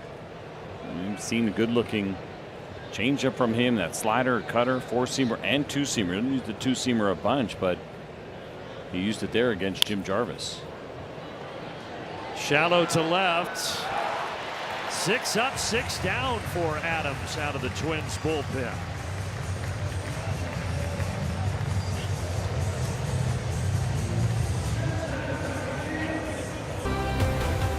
Atlanta Braves baseball is presented by Truist. Weave your way through downtown Minneapolis to the Warehouse District, and that is where you find Target Field. That's where you find us. Twins on top 4-2.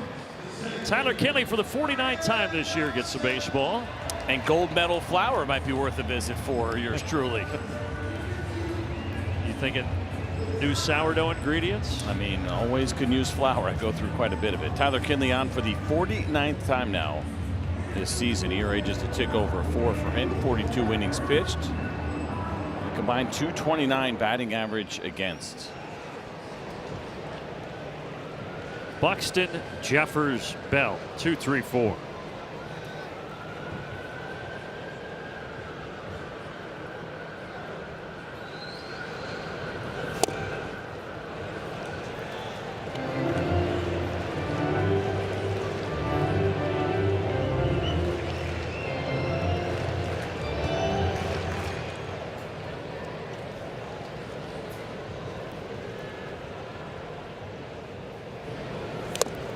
Two different IL stints for Buxton this year with that right hip issue, but this last time in early August they gave him an injection, and they're hoping that's going to get him to the finish line toward the end of the season.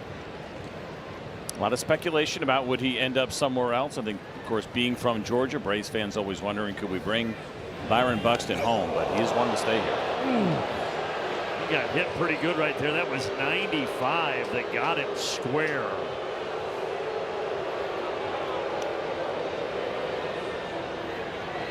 For a guy that has so much trouble staying healthy, that's the last thing that the Twins fans want to see. See where this caught Byron Buxton here. Looked like lower back, and yeah, maybe just below the belt there a little bit.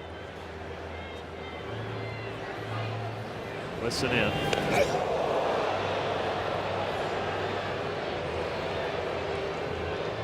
That's going to sting a little bit for sure. And Byron Buxton still very slow, making his way down to first base. And for Derek Shelton, what he is going to want to see and has to see is whether or not he can run and run at full speed.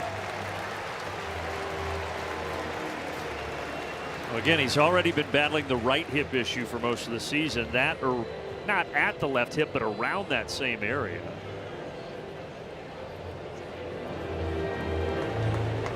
Going back to him eventually, would he ever end up in a different uniform? He has been very loyal to this city and to this fan base, and has talked about quite a bit as this is the place he wants to be, and we'll see if they can hang in there and find themselves a winner right now as they have their eyes set on that American League wild card.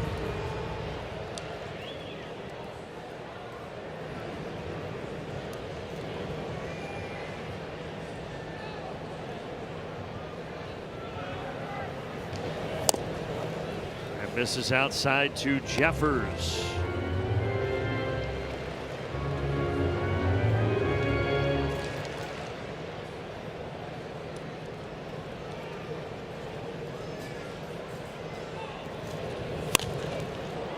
Underneath it. It'll be Dubon.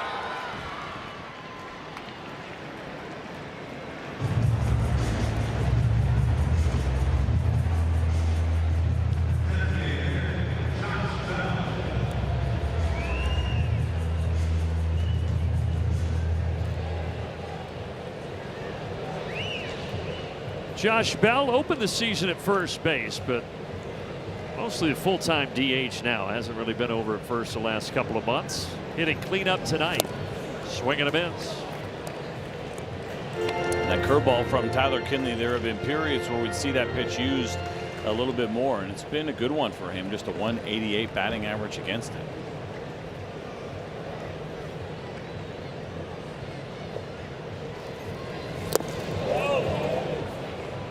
Check down.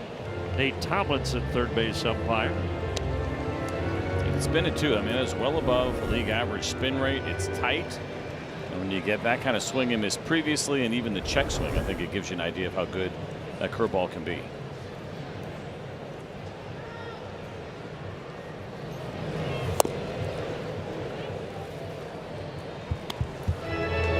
How about that? That is just the third split finger that Tyler Kinley has thrown this year.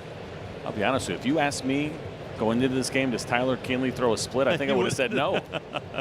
He surprised you. I did not know that.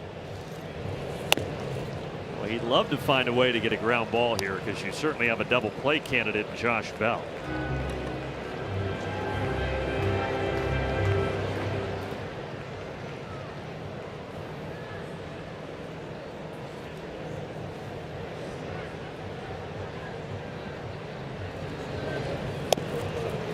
But he walks him.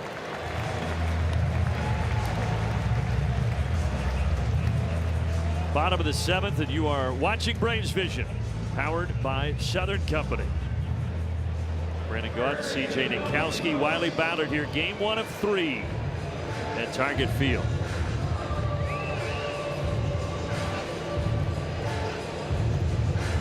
You mentioned Wiley officiating a wedding while he was on vacation last week. I feel like that could be a nice little side business for him. How many in Braves country would love to be married by Wiley? Like not as many as there used to be, because he got to one of them. I mean, is this like he's got paperwork? Makes him official. He's the real deal Holyfield, huh? I mean, I think it only takes 3 minutes online, so we can't be overly impressed. But he did show me a picture. He looked all dapper in his tux.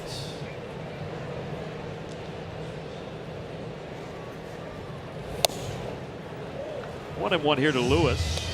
Just imagine Wiley officiating a wedding and looking over at the groom and saying, "You sure? You sure you want to do this?" There's our ordained minister. I lose enough weekends as it is, guys.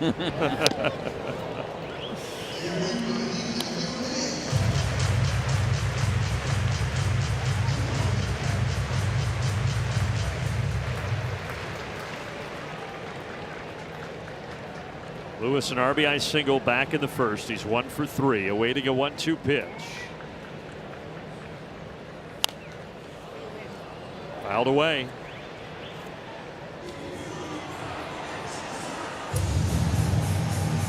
The poor kid had a glove on, was ready for it, didn't really get under it, reach for it, and yeah, he's going to have that story for the rest of his life, but not the good one. He can't believe it. Son of a. He'll be telling his buddies tomorrow. He said, I was so close. You were right there.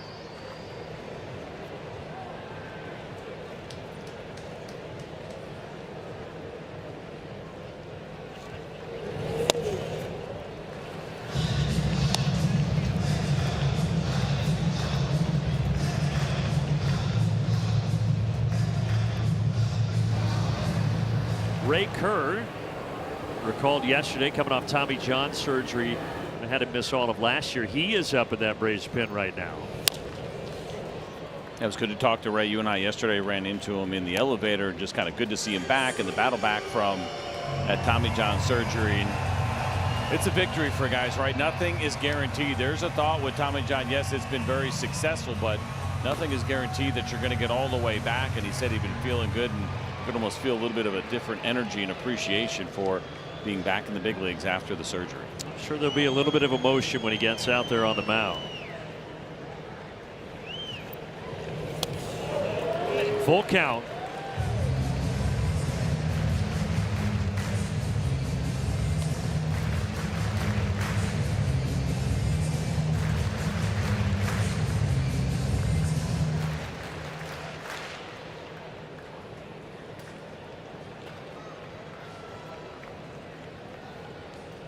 Here's a 3-2 from Kenley. And he strikes out Royce Lewis.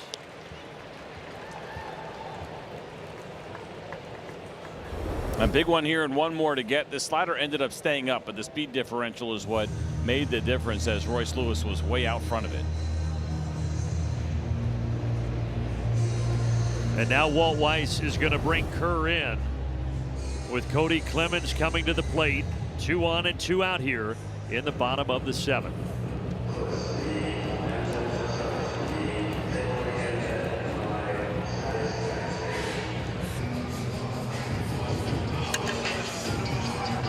Braves trying to keep this one close, and they brought on Ray Kerr, who makes his first major league appearance since June 15th, 2024, recovering from Tommy John surgery.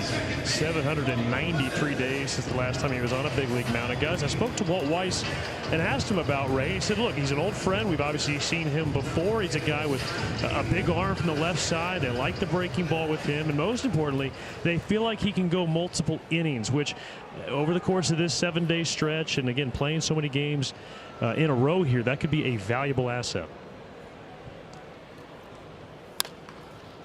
Ground ball to second, and Ozzie Albies has it, and he's going to throw on to first. Welcome back to the bigs, Ray Kerr.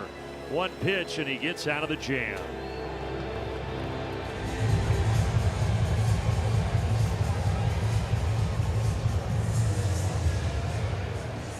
Back here at Target Field, and Jeff Hoffman, acquired from Toronto at the deadline for 3 prospects, is coming into the ball game here. This will be the 6th time now that he has pitched for the Minnesota Twins. 5 innings, no home runs allowed for him. He's throwing a little bit better here early on compared to how he was throwing for the Toronto Blue Jays. 4-seam fastball sits at 96. You got a slider, a splitter, and a 2-seam fastball in the mix. Coincidentally, in Toronto, he had lost his closer spot to former Twin Louis Varland. And now he's here in Minnesota. And they missed Louis Varland. They traded away Duran. They traded away Varland. They emptied out their bullpen last year here in Minnesota at the trade deadline. And it was an area which they had to replenish now that they were back in contention this year. Probably works out for everybody. I think for Hoffman, he let up the big home run last year in the World Series to Miguel Rojas. Right, it was a slider. It's kind of a tough one to have to swallow, and you never really escape it, even though the year has passed by. It was a World Series they felt like they should have won. But a fresh start. He's ahead of Acuna 1-2. Acuna 2 RBI single in the 5th. That's how the Braves got their pair of runs tonight.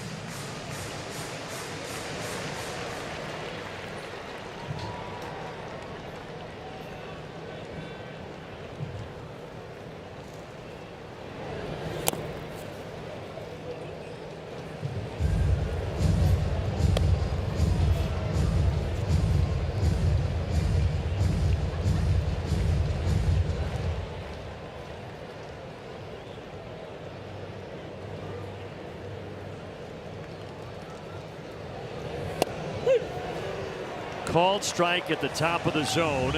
And no challenge from Acuna. So his third strikeout with that 2 RBI single in between. Yellowwood bringing the lumber feature. Matt Olson, last 15 games, 8 homers. He's been absolutely on fire, and while we've talked about Matt Olson getting into the MVP conversation, now he has faced Jeff Hoffman 4 times. He's 2 for 4 with a couple of singles. Speaking of the MVP race, Ohtani 2 homers tonight in the thin air of Colorado. He should only get 1 for that.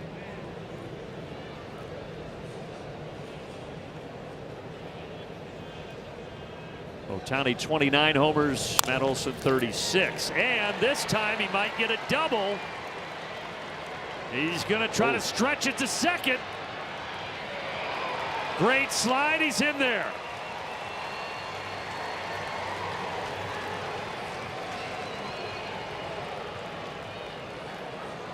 Well, nice piece of hitting here against the split, which could be tough to do. You're going to see it here now. It goes down, but probably stayed in the strike zone, and he sneaks it down the right field line. The thing here for Matt Olson, he's got to watch the bounce. It's right in front of him, and then make that decision on what you're going to do. And it certainly was risky, but aggressive, and a good slide to beat the throw. So he is 1 homer off the big league lead, and he is now 1 double away from being tops in Major League Baseball. He's got 31 on the season. Michael Harris taking a slider outside. And it is worth noting here in the outfield right now with the Minnesota Twins that combined between the 3 guys that are out there, 1 outfield assist. That is it. With some decent arms, but they just have not thrown runners out at bases.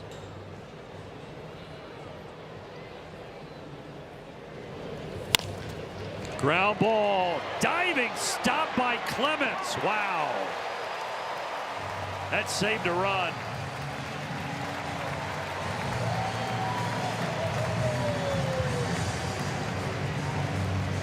Now it's saved a run, obviously get the out as well, and the pressure would have been dialed up a little bit more here against Jeff Hoffman, as you're going to watch full extension there from Cody Clemens. Heck of a play for a team that has struggled defensively.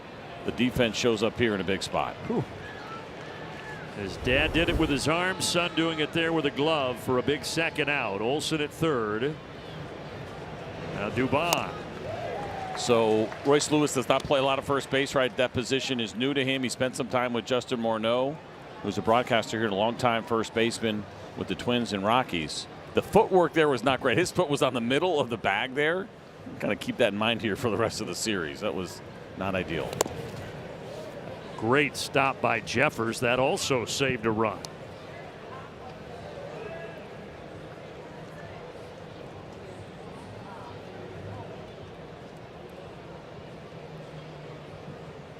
Going back to what Wiley was talking about earlier and what Mauricio Dubon has been able to do in avoiding strikeouts, right? Runners in scoring position.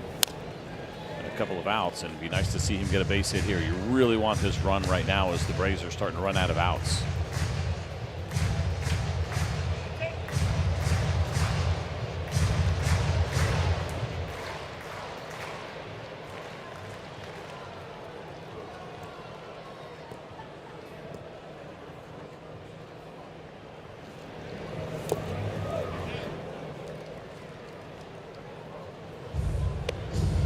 Dylan Dodd is throwing right now for Atlanta.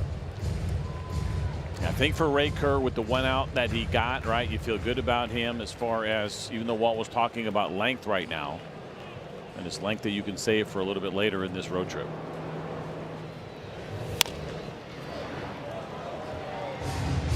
Quite the welcome back, though, right? You wait almost 800 days in between big league appearances. You throw 1 pitch and you get an out. Thing of beauty right there. And he also came in with runners on base and kind of a big spot, so a little bit of that extra anxiety that comes along with that as well. Nicely done by Ray Kerr.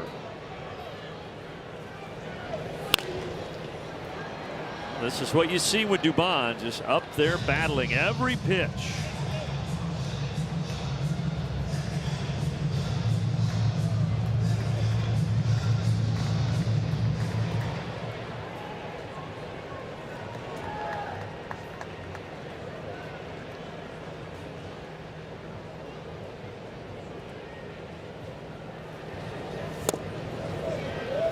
That miss, 98 low, so 3-2 with Ozzie Albies on deck.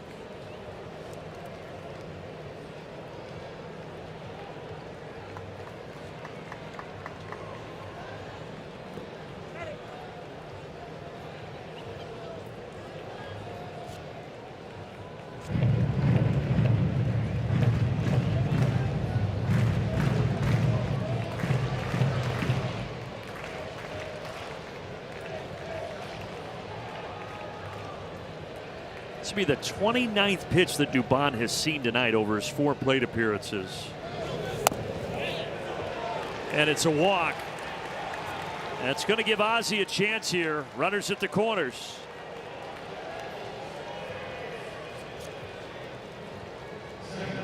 Our Whataburger what a play.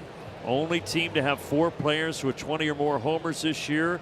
The Braves. Olson, Baldwin, Harris, and this guy Ozzie Albies. Now, right man, right spot here. Now he has faced Jeff Hoffman 3 times in his career. 3 hits, a double, a triple, and a homer. And he has driven in 3 against him over the course of those 3 hits. Well, you love those numbers. Take any of those hits right now. Yeah, absolutely. I feel like that double would probably score 2 with Mauricio Dubon over at first base. No strikeouts in those 11 at-bats. So he's put the ball in play every single time against him. Talking about Braves history here. Best average with runners in scoring position. Freddie Freeman, Ozzie, Chipper, and Javi Lopez. That's incredible. Those are some big names.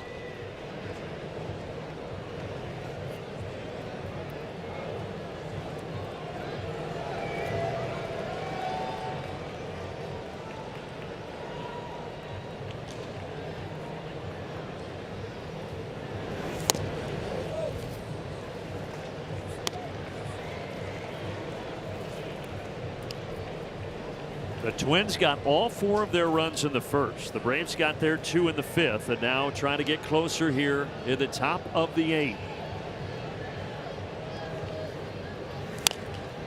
Ozzie's ahead of it. So one thing, as much as we saw the ball flying in batting practice today, it seems like there has not been nearly as much carried out. The flags in right field are at half staff today, but looks like that wind is blowing in from right field.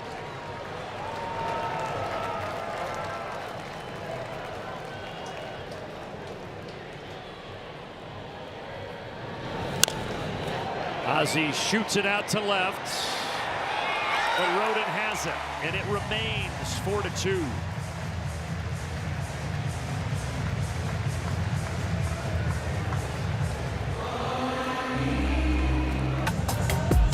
Truist leaderboard, best record since the All-Star break. Red Sox and then the Braves. Braves trying to get to 20-10, but some work to do here in the late innings. And it's still going to be Ray Kerr, so saw Dodd warming up in case the Braves maybe scored a couple of runs. And now Kerr, and his first pitch that he throws here in the bottom of the 8th, he hits Brooks Lee.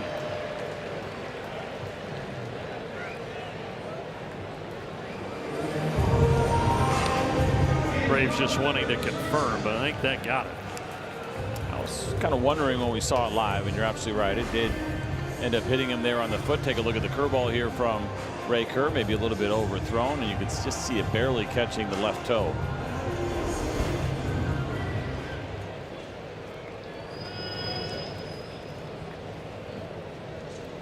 Eighth batter in the order, Culpepper. See 94 miles an hour there for Ray Kerr, and what he has done in the minor leagues. He was sitting right around 95 on average, which is pretty much where he was prior to the surgery. He might have been about a half a mile an hour harder, but close enough coming back from a Tommy John surgery. You go back to 2024, and Kerr threw 22 1/3 innings for the Braves. 8 relief appearances, 2 brief starts, and then the arm issue surfaced. Tommy John surgery that summer, missed all of last year, and now working his way back to the bigs.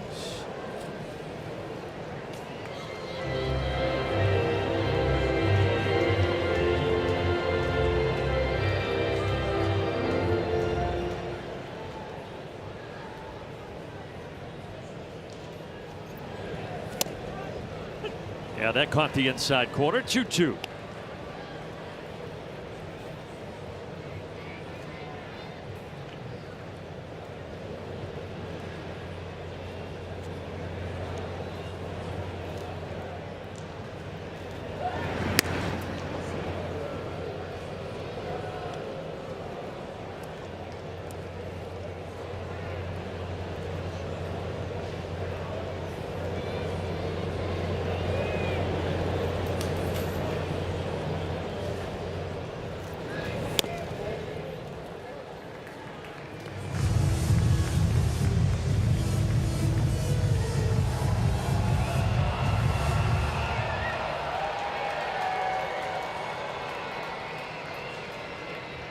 And before last season, just a couple of cups of coffee with the Padres for Kerr. So you add it all together, only 54 and 2/3 innings pitched at the big league level, but he has overcome a lot. Now at 31 years old, 3-2 pitch, fouled away.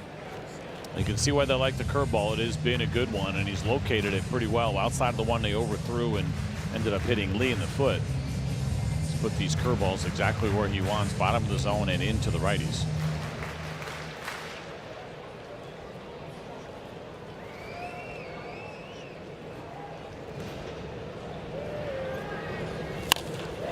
Line drive, it falls.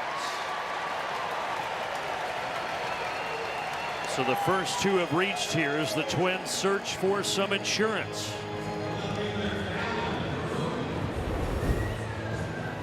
And went back to the curveball again here. There were a lot seen by Culpepper in this at bat. He's not afraid to offer at it, even in the 2-0 count that he was in. He hit that one pretty firmly at 104. Well, they don't bunt much, but you would think if there was a spot, it would be here with your ninth batter in the order up. Yeah, especially a left-on-left situation. Now it could be a tougher. You got a live arm here in Kerr, but Twins with less bunts than the Braves this year. He does square. Rodin 1 for 3. Just 6 sacrifice bunts on the season for this team. The Braves had 7.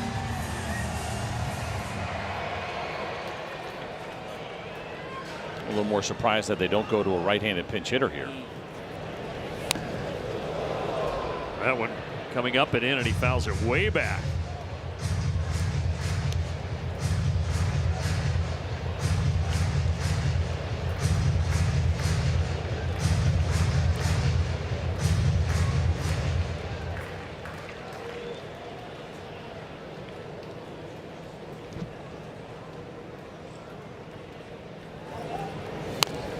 This time he lays it down. Kerr spins and fires, and Ozzy's foot was taken off the bag.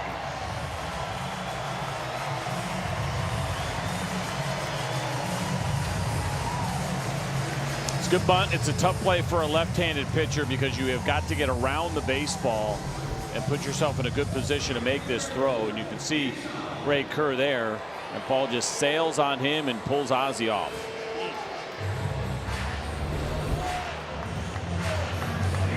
Infield comes in now.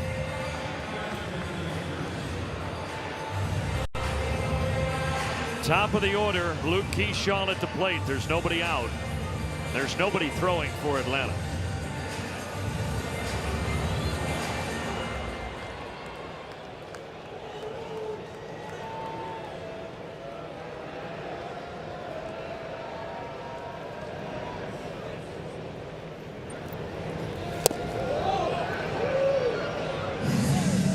Foul tipped.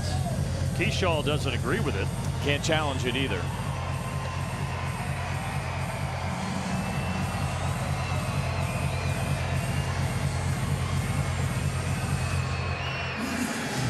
Ryan Kreidler, by the way, is pinch running for Rodin over there at first.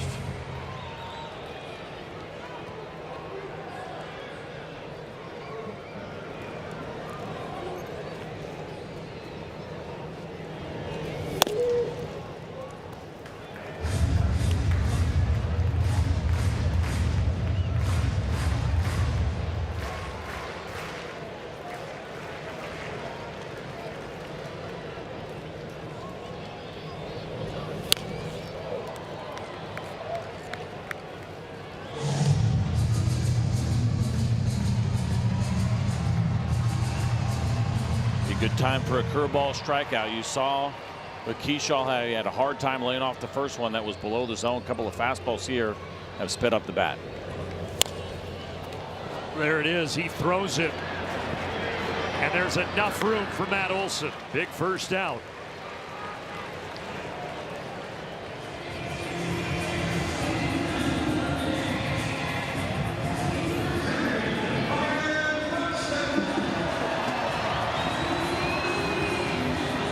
Keyshaw angry.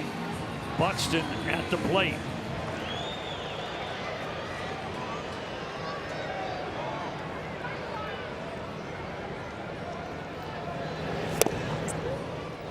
In the bottom of the first 6 Twins reached. They scored 4. They have not scored since, but they are certainly threatening to here in the bottom of the 8th.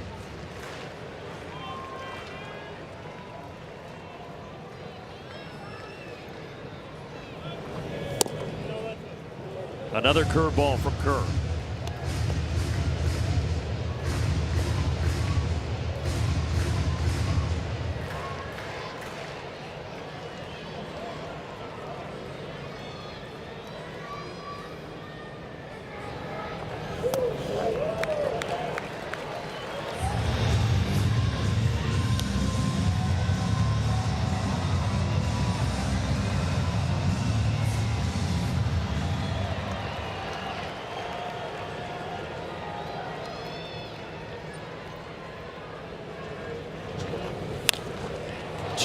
Skied in that same spot. This one in fair ground. Infield fly rule in effect. 2 down. It's not easy to do. It's 4 straight curveballs to Byron Buxton. And now Ray Kerr is 1 batter away from getting out of this bases loaded, nobody outs jam.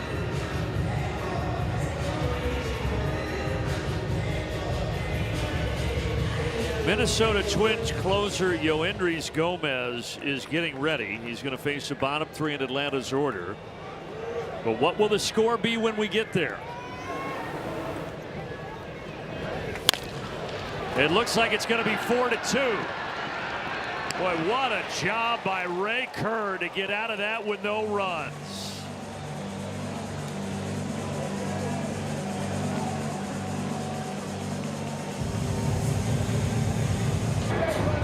Zaxby's Who's Got the Sauce, Ray Kerr. Welcome back to the Bigs, partner. That was really an incredible job of getting out of that mess. That could have went sideways. That could have felt like a really rough debut after all those years off from being out of the big leagues. Bases loaded, nobody out, but he is able to get out of it and keep this game exactly where it is. Excellent job there by Ray Kerr. How can the Braves offense get a couple? It's going to be hard against this guy. Yoendrys Gomez has not blown a save all season. He hasn't blown one in his career. He's a perfect 18 for 18, which is amazing when you think about other opportunities and when you can actually pick up some blown saves as a non-closer. But it has never happened. He's been good against both lefties and righties. As you take a look at those numbers there, the split numbers, fastball at 96. He's also got a slider. Got Yastrzemski, Riley, Jarvis. That misses up. So the changes defensively. Clemens moves from second to left, and Kreidler, who was the pinch runner, he takes over at second base. Check that. Sweeper and cutter are the 2 other pitches that you get besides the fastball and occasional changeup as well. There's the cutter.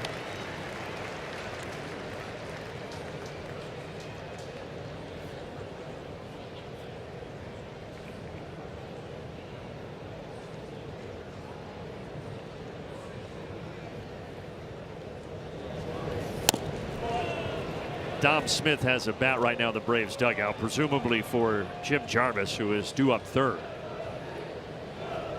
7 homers allowed on the season, 6 of them from left-handed hitters.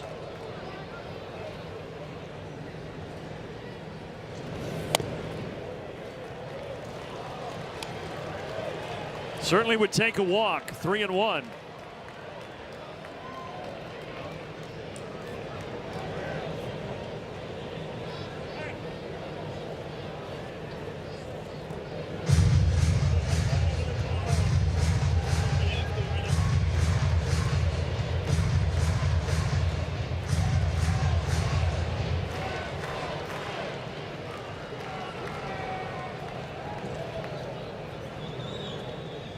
Gomez delivers, and Gomez walks Yastrzemski to start the ninth.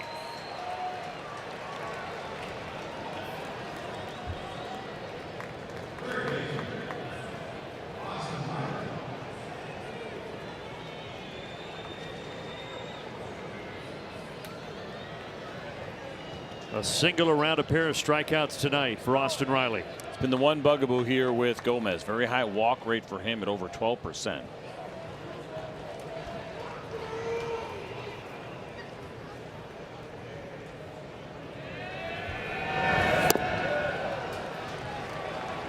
Yanks that sinker. 1-0.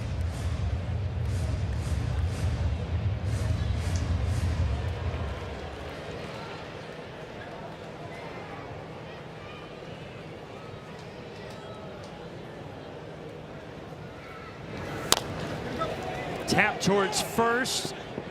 It is fair. Riley is out. Yastrzemski to second base.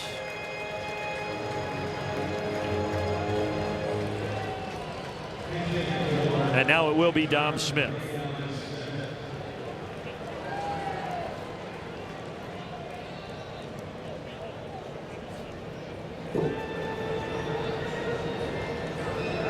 So Jeffers will go over the scouting report with Yoendrys Gomez.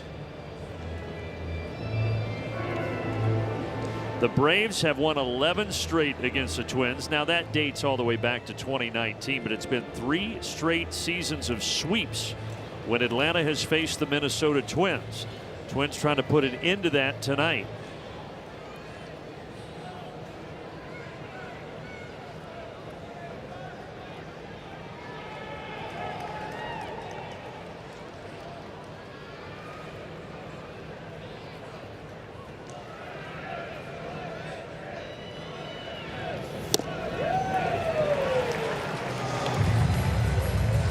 Got a little extra on that heater. He's not pitched in 5 days, and maybe part of the reason why you saw some of the command issues early, but you could almost feel and hear that fastball, the way that it went off the bat of Austin Riley. It is coming in very heavy.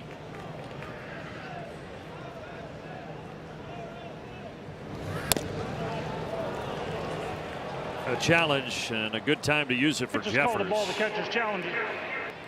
You got both teams with both challenges here in the ninth.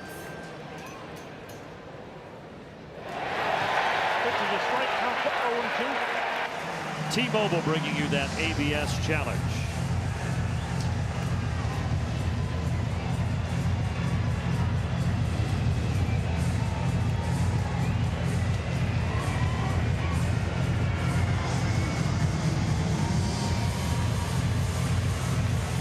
No balls and 2 strikes.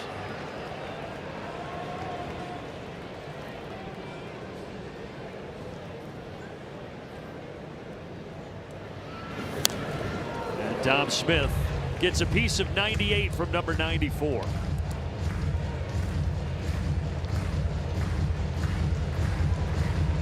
The Tampa Bay Rays designated Gomez for assignment in May. That's how the Twins got him. 5th team in 4 years, but he has ascended to this role as a surprise closer, and he's done a very good job. One out here in the ninth, 0-2. And he left that low. It's a rare case where someone struggles with the Rays and leaves that organization and does better somewhere else, where they're always known as a team that does a really good job with pitching, but he had struggled in those 9 games with an ERA over 6. He has been much better here in Minnesota.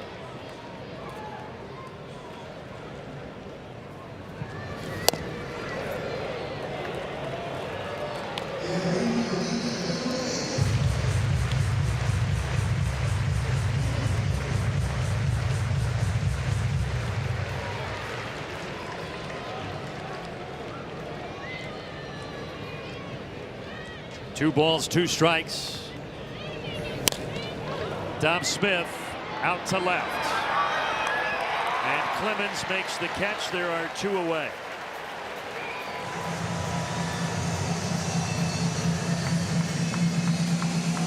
Drake Baldwin will be the final hope for Atlanta tonight.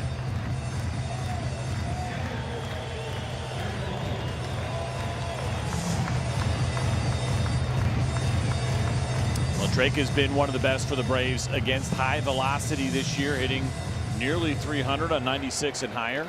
A couple of home runs this year against high velocity as well. And he's got a couple of hits, including a double tonight.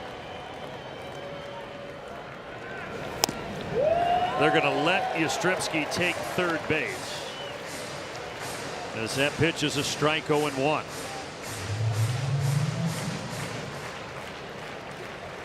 Small crowd, 19,000 tonight, but they're on their feet here at Target Field. 0-2.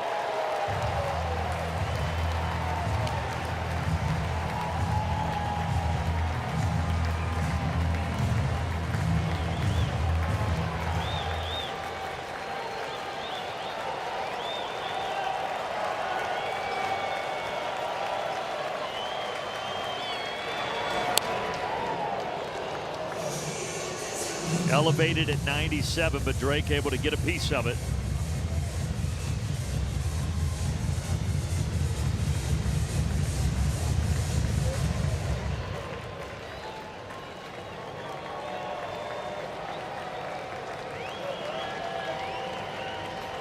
Another 0-2 pitch. Foul ground, and Lee doesn't have enough room.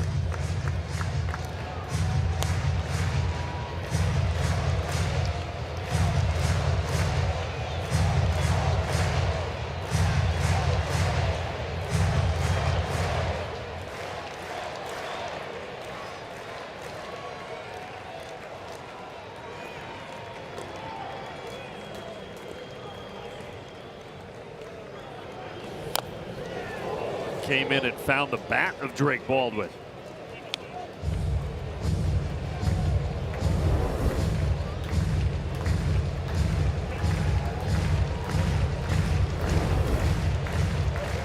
Yoendrys Gomez trying to make it a perfect 18 for 18 in same situations here.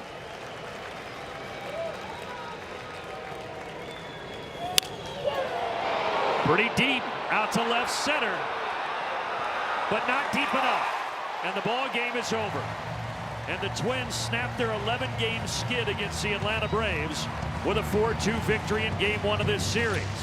It was a story of one inning, the first inning, when the Minnesota Twins scored those four. The first 6 of the game were able to reach, and that's all they needed today for the Atlanta Braves. A few opportunities, not many, with runners in scoring position. They go 1 for 6 tonight and drop Game 1 of this 3-game series.